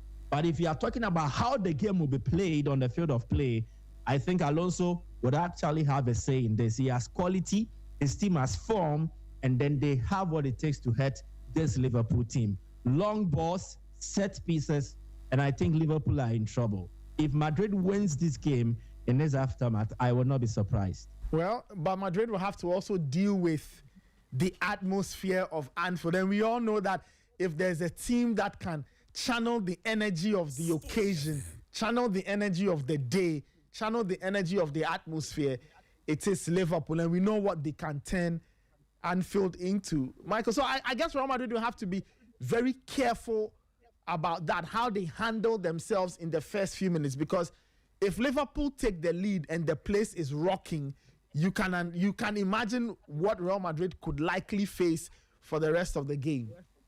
Definitely, and that's why Alonso comes into the equation. I think, yes, the Real Madrid players, some of them have faced Liverpool in recent past. Even last season, they played against them, so they know what they are to expect. But I think in having a manager who understands what nights like this means in the Champions League, I think he will explain it to the players understand. And that's why I am even more confident that he will not start Trent Alexander-Arnold, because the moment he starts him, it's a trigger.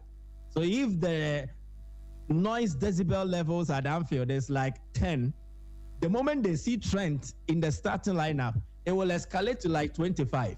And that will set the tempo in a manner where it favors Liverpool more than Real Madrid. Alonso knows this. He understands this. He's played for this club.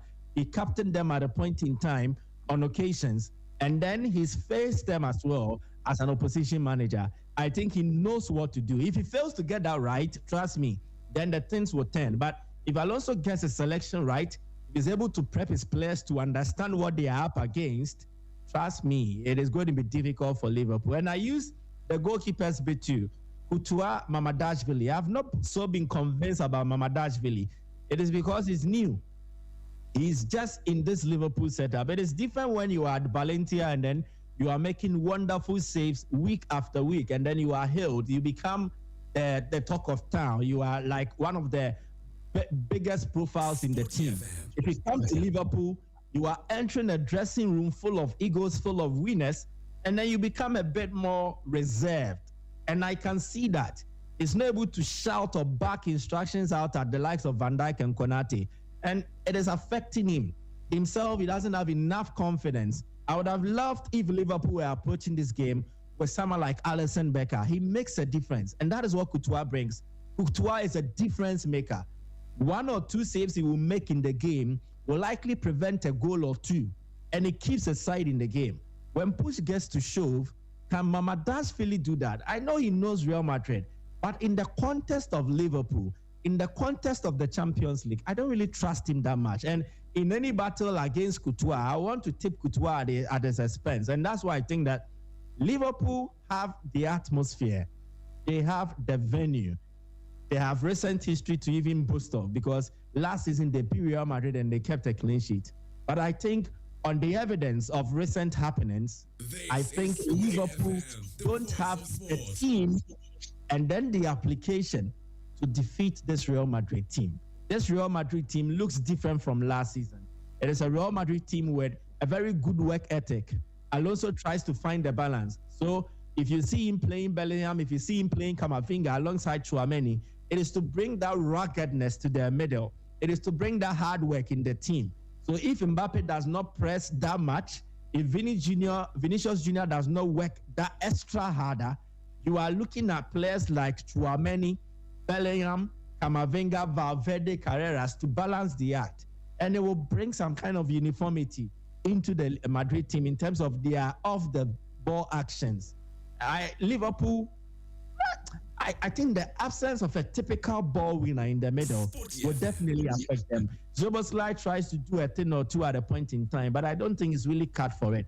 Maybe a profile like Caicedo in this game sets that tempo. You need that rough, rugged play in the middle. And I think they have too many technicians in the middle than the physical aspect that they need to bring on board. And I think it will be Liverpool's undoing for missing such a profile in their team for this particular game. So, I am favoring Real Madrid to do it. I understand the atmosphere and everything, but again, if you are looking for a team to enter a venue and then not necessarily make nonsense of a certain tag, oh, this is Anfield, this is this. It is Real Madrid. When they are in their form, they can cause you dangerous moment and then they can hurt any opponent they face, irrespective of the venue. I'm going out for Madrid in this game, trust me. Well, we'll see. We'll see how it goes. I think I just cannot stop thinking about the atmosphere and how Real Madrid handled themselves. Anyway, other games, Napoli versus Frankfurt, Slavia Prague versus Arsenal. Arsenal are hoping to rack up yet another win. They will be without Victor Gyökeres. He's not traveled with the team. Mikel Arteta says he had a bit of an injury concern. There's Atletico Madrid at home to Union Saint-Gilloise. Bodo Glimt face Monaco. Juventus host Sporting. Olympiacos face PSV. And then Tottenham Hotspur take on FC Copenhagen. Michael, which of these ties, are you interested in, apart from the standout games? Which other ones are also quite interesting to look at? I think for Thomas Frank, if he fails to beat FC Copenhagen, then it means that they are entering into a crisis mode, and I think he will want to avoid that. In their last two games, they've been beaten fair and square by opponents that Spurs should actually be challenging. If Newcastle beats you 2-1 and eliminates you from the EFL Cup, a competition that Spurs would like to have a go and see if they can win, it becomes an issue. If Chelsea beats you at home in a game you played underwhelmingly, registered an XG of less than 0.1, clearly it becomes an issue and it needs to be looked at. So if you are facing FC Copenhagen at home, a side that has looked like they are not really cut for the Champions League this time around, because if you look at Copenhagen, they've not been getting results as expected. I think in the 3 games they've played, I stand to be corrected, they've picked just a point. They've had just a point. That came against Bayer Leverkusen. But in the other games they've played, they've lost. They were beaten by Karabakh away from home, and then they were also beaten at home by Dortmund. So if they travel to the new Tottenham Hotspur Stadium and then Spurs fail to beat them, Thomas Frank will be in hot water, and I think he will want to avoid that. They will set out his team in a way where he will get players who are willing to commit and help his cause, not necessarily players by virtue of their profiles or their potential or their pedigree. And I think he will likely ring in some changes. Maybe he'll bring on board the likes of Brennan Johnson, the hard-working players who are also eager to prove a point. I think Spurs have a decent team, and defeating Copenhagen at home should not be something that is beyond them. It is something that they will need to get. Just it saves the manager a lot of talk around his job, because Thomas Frank will need to have calm in his camp to be able to do his job. Arsenal away at Slavia Prague without Victor Gyökeres. It will test Arsenal's squad depth, but I think, yes, they have enough in their tank to get a result against Slavia Prague. I am actually very anxious about Napoli and how they fare against Eintracht Frankfurt. Yeah, Frankfurt have been conceding goals for fun, but it's, again, an European game for Antonio Conte. And Napoli have played 3 games in the space of 7 days. They played in the midweek, then they played at the weekend, and now they have to face Frankfurt. It is Tuesday. Conte will come up with his excuses if he doesn't get the result. But I think Frankfurt have quality. They can trouble Napoli as and when. It is similar to when Napoli traveled to play PSV Eindhoven. The difference is that this game is being played at the Stadio Diego Armando Maradona. And so maybe Napoli will have the backing of the home fans. But I don't really trust Conte in a typical European game. And I think they will need to play above themselves to get a win here. And then Luciano Spalletti's Juventus against Sporting CP.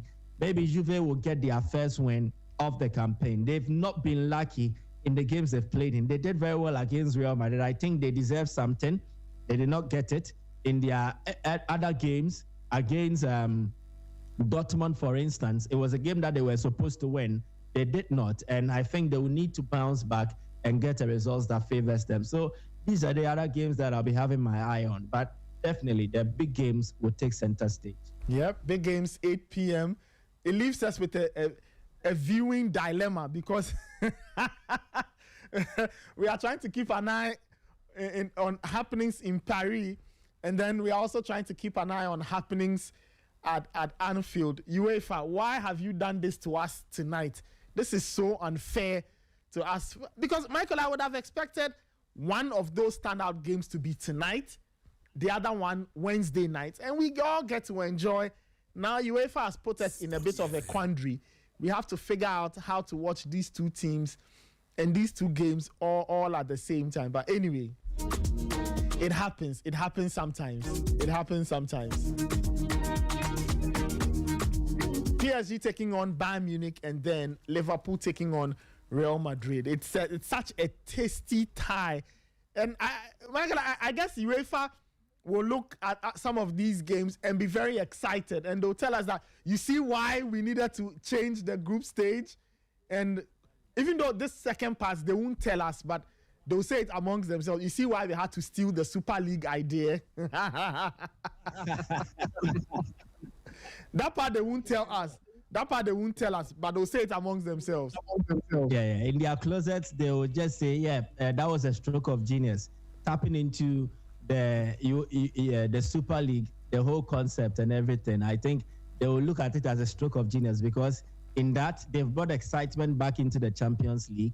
And then they've silenced the proponents of the UEFA. I keep saying the UEFA Super League, of the Super League project. So I think, they've won it politically. And then sporting-wise, they've brought some vibe back into the competition. And if I was one of the proponents of this Super League team, I'll be very pissed at how UEFA have gone about this Champions League team because this clearly it breaks whatever foundations, or it shakes whatever foundations that the Super League was hinged on, and it brings interest back into the UEFA Champions League.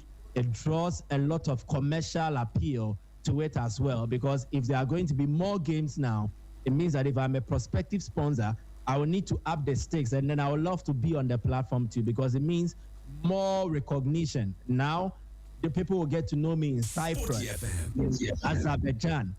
In recent past, it will not necessarily have been like that, because this new format means a lot more teams are also accommodated into the Champions League, and a lot more games are played, and that gives sponsors more mileage. And I think it is a win-win situation for UEFA and then their partners. But definitely in the corner of the proponents of the Super League, they will not be very excited about it. But it is part of the game, politics.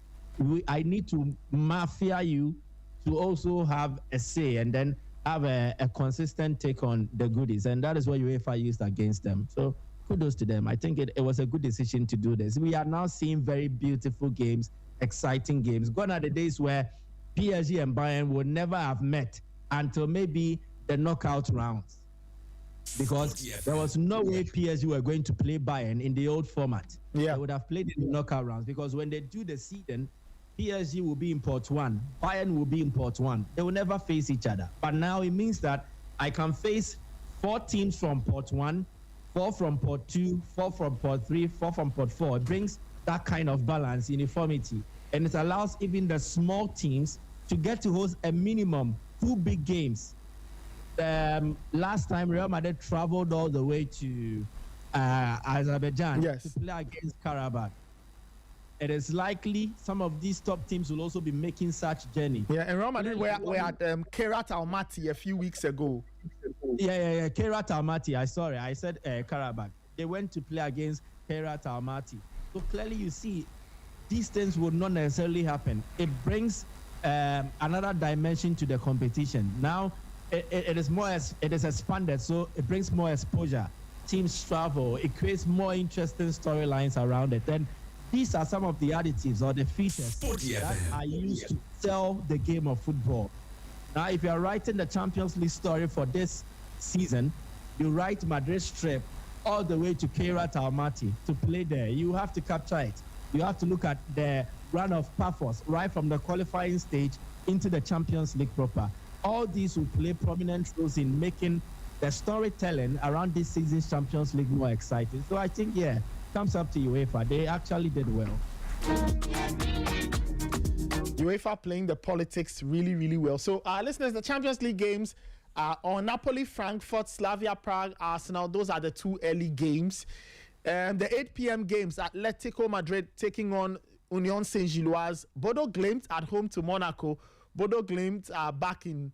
they are playing at home. Remember them, yes, the team that did so well in the Europa League last season. Juventus at home to Sporting is their first European game under Spago as he's called, Luciano Spalletti. And Liverpool versus Real Madrid, the tastiest game. Olympiacos taking on PSV. That's an interesting one. PSG at home to Bayern Munich, the other big game on the night. And Tottenham Hotspur, who are under pressure slightly. They have not been doing the best. They have not been doing too well under Thomas Frank. The results go left and right. Last weekend, they lost to Chelsea at home. And the conversations surrounded Jet Spence and Mickey van der Ven and the fact that they ghosted their manager and didn't even shake his hand and all of that. Let's talk a bit about the Under-17 World Cup. For those who do not know, there's an Under-17 World Cup happening in Qatar. Yesterday, Gary Smith did a very interesting thread on X or Twitter, and people were reacting. Michael, the reactions were quite strong. People said, wait, there are 10 African teams and Ghana didn't make it. And I had to tell a few people that, yes, it's true. Ghana did not qualify for this year's Under-17 AFCON. And by extension, I think it was last year's Under-17 AFCON. I'm not too sure which year it was. They didn't qualify for the Under-17 AFCON. And by extension, they didn't have a shot at qualifying for the Under-17 World Cup. But they've qualified for the next Under-17 AFCON. And all we need them to do is finish first or second in their group.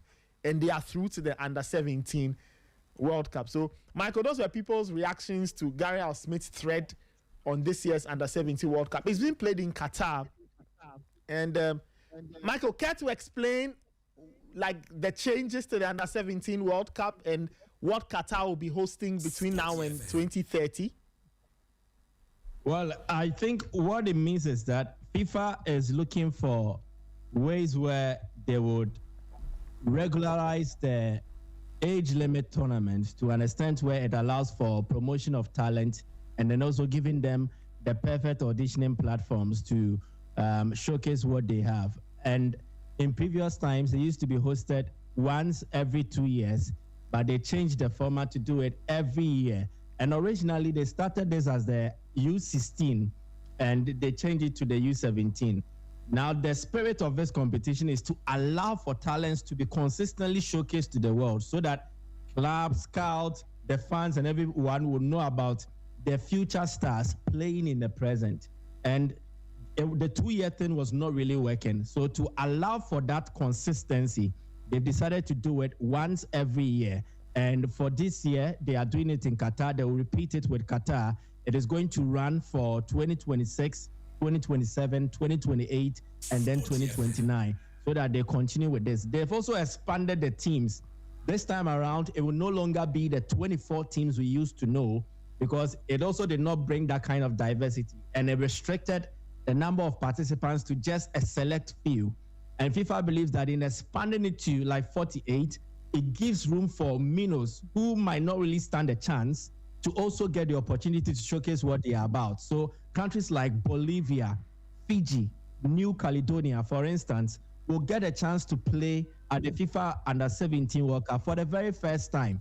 Uganda are playing at a FIFA-organized tournament at any level for the very first time by virtue of this. And that is because the expansion has allowed for countries who ordinarily would not have been part to now be considered amongst them. And that is one of the innovations for bringing about. So it is about the regularity of hosting the tournament and then the expansion to bring exposure to it and allow for wide participation from their respective countries. And that is how it's going to run. And this is why Africa, for instance, are getting 10 participants in the tournament. So 10 of the 48 teams are coming from Africa. And if you look through the list, conspicuously missing from the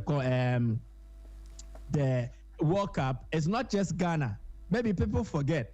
but there is also not Nigeria. And Yep. Nigeria are one of the most successful teams in terms of the Under-17 World Cup. They have won it a lot of times. They have the most championships. They've actually won 5. 5. Argentina have 4, and they will be trying to catch up with Nigeria. You get it? So clearly, Ghana's absence, yes, is so conspicuous, but so is Nigeria's. And just as we are talking about it now, Nigeria are also talking about it. But what it does is that it fuels your hunger to work on some of the things you did not do right at the age or the youth football level in your country.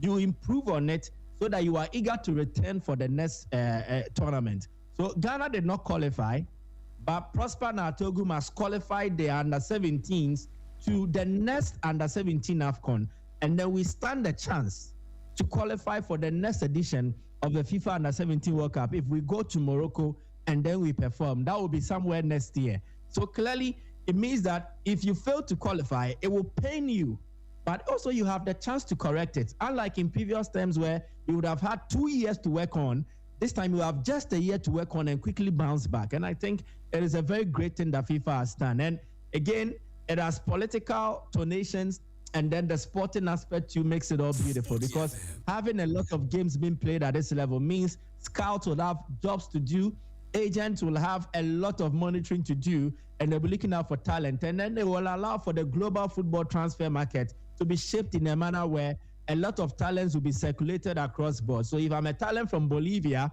this time around, playing at a FIFA organized tournament, it gives me the opportunity to showcase what I have. South Africa will do the same. Uganda will do the same. And it makes it more even and balanced. And then for the national federations, they will also use it to make a case that, okay, I am able to sell my players here, take them here, expose them to the world for them to see by virtue of the new expanded Under-17 World Cup. Now, when it gets to the politics side, that is where Infantino gets enough leverage. If I go to Bolivia and tell you, since I came, these are the innovations I've brought on board. Now, look, your country is doing this. They are doing that. We are giving you money to improve your game and all that. They will likely vote for him. So I think for political reasons, it is very correct. And then for sporting reasons, it is very apt that FIFA has decided to do the competition in this manner. So kudos to them. And it makes it all exciting. But it is painful that the two cousins, Ghana, Nigeria, are out. They will not be participating in this edition. Well, that is the truth. In terms of results, listeners, yesterday we had Italy beating Qatar 1-0. Qatar, the host there. Tunisia beat Fiji by 6-0. It was New Caledonia 1, Portugal 6.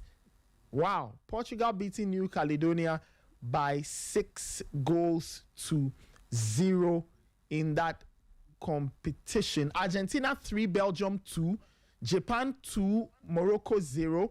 It was goalless between Senegal and Croatia, and then it was Costa Rica 1, UAE 1, and then South Africa beat Bolivia by 3-1. South Africa had to play a good chunk of the game with 10 players, but they still managed to get themselves a 3-1 win there.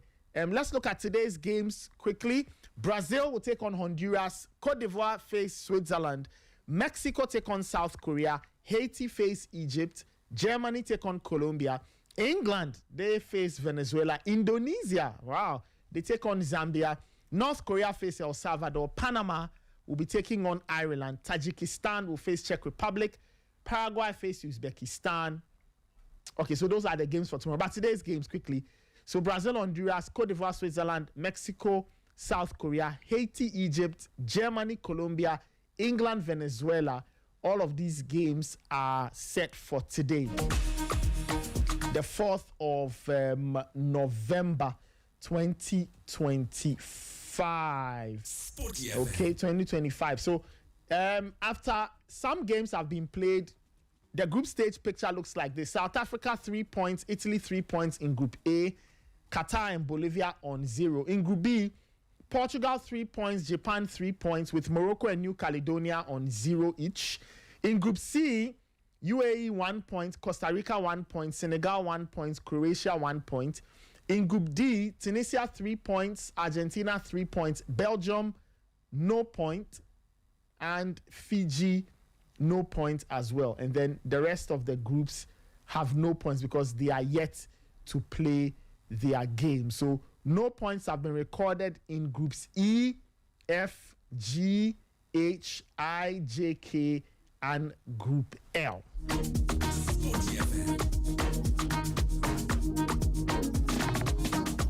So that's the picture from the Under-17 World Cup, which is currently being hosted in Qatar. And as Michael said, that's FIFA's plan. It will be played every year till about 2029 or 2030, and Qatar will host all of those editions. So that should answer the question of who's hosting the next Under-17 World Cup. It will be hosted by Qatar between now and about 2029 or 2030. All right, I think that's how I'll be wrapping it up this morning on the Sporty Breakfast. My producer, should we take some calls?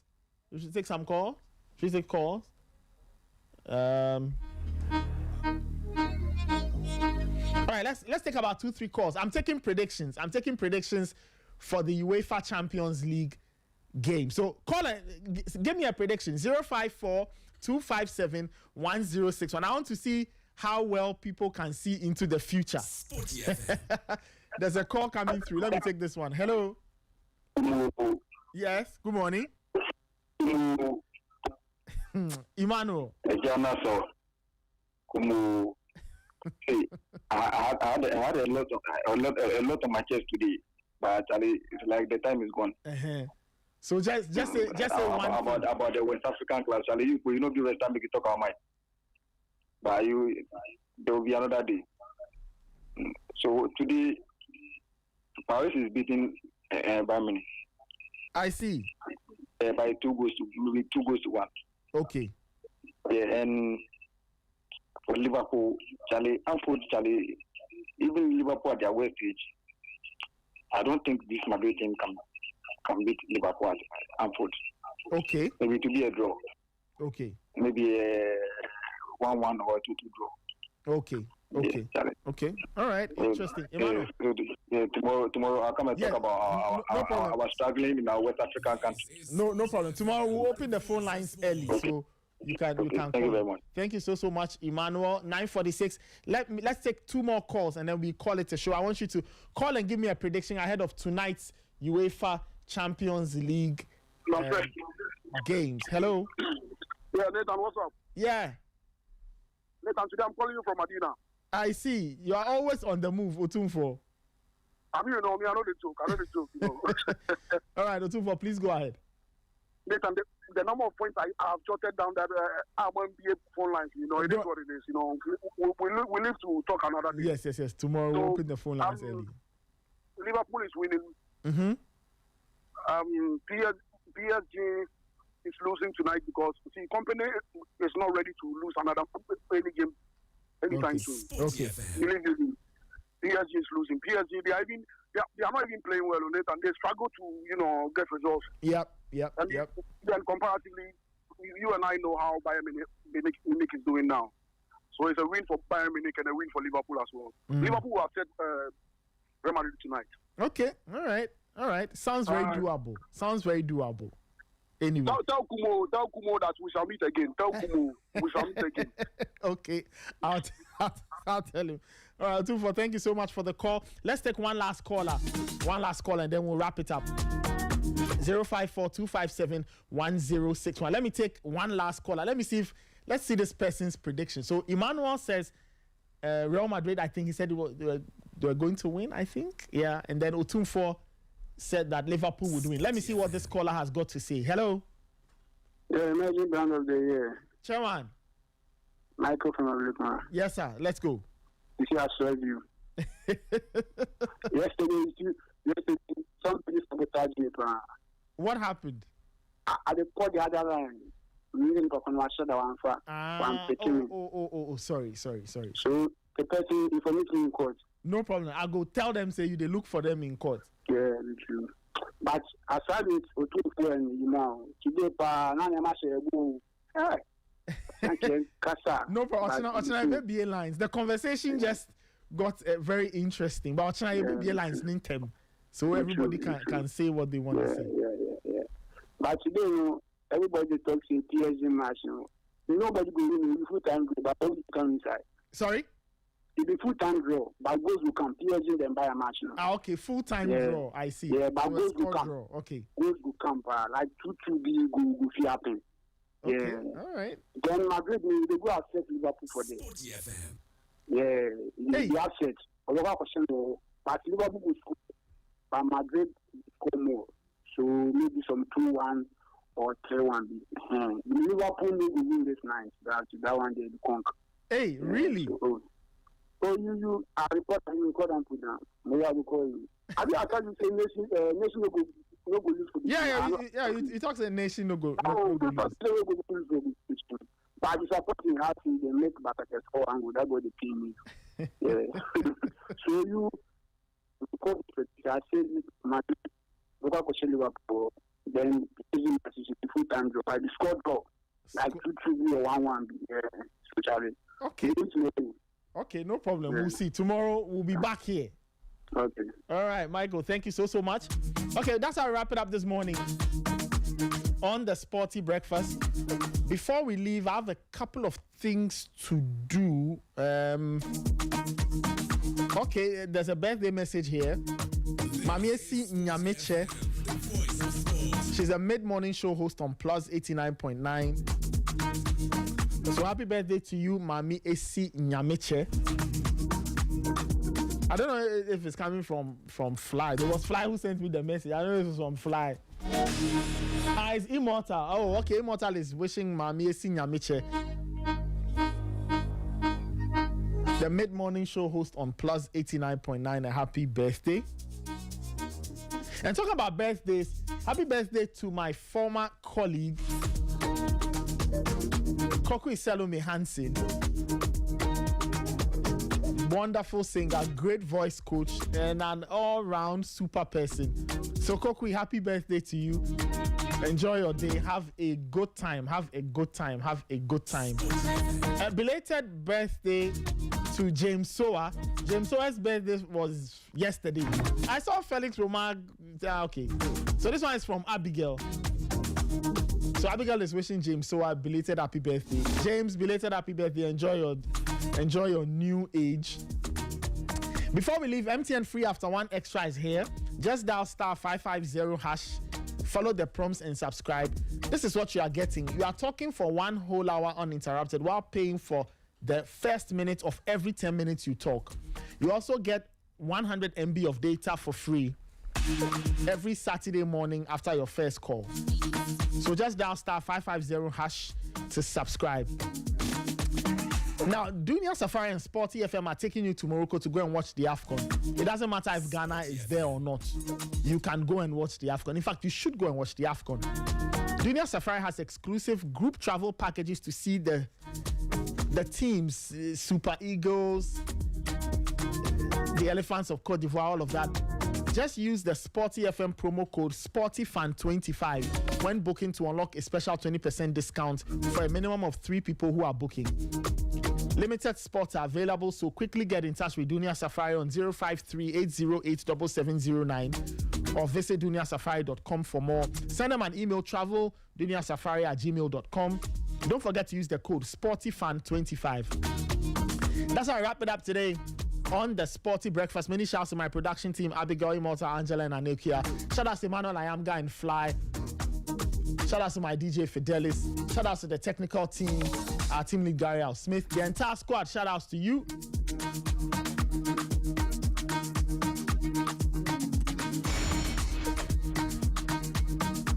Thank you to our listeners, all the people who sent in messages and all. Thank you so much. We are back tomorrow. Tomorrow we'll open the lines early so you can react to everything that happens at Anfield and at the Parc des Princes tonight. My name is Nathan Carr. This has been the Sporty Breakfast. We'll catch you later. Remember, there's the news at midday, the Sporty Plug at 12:30, the Sporty Drive at 4, and then there's European Nights at 7. Of course, the attention will be on the Champions League. So tune in as they take you through all the games. Many thanks for tuning in. This has been the Sporty Breakfast. We'll catch you later. Keep your dials locked on Sporty 106.1 FM.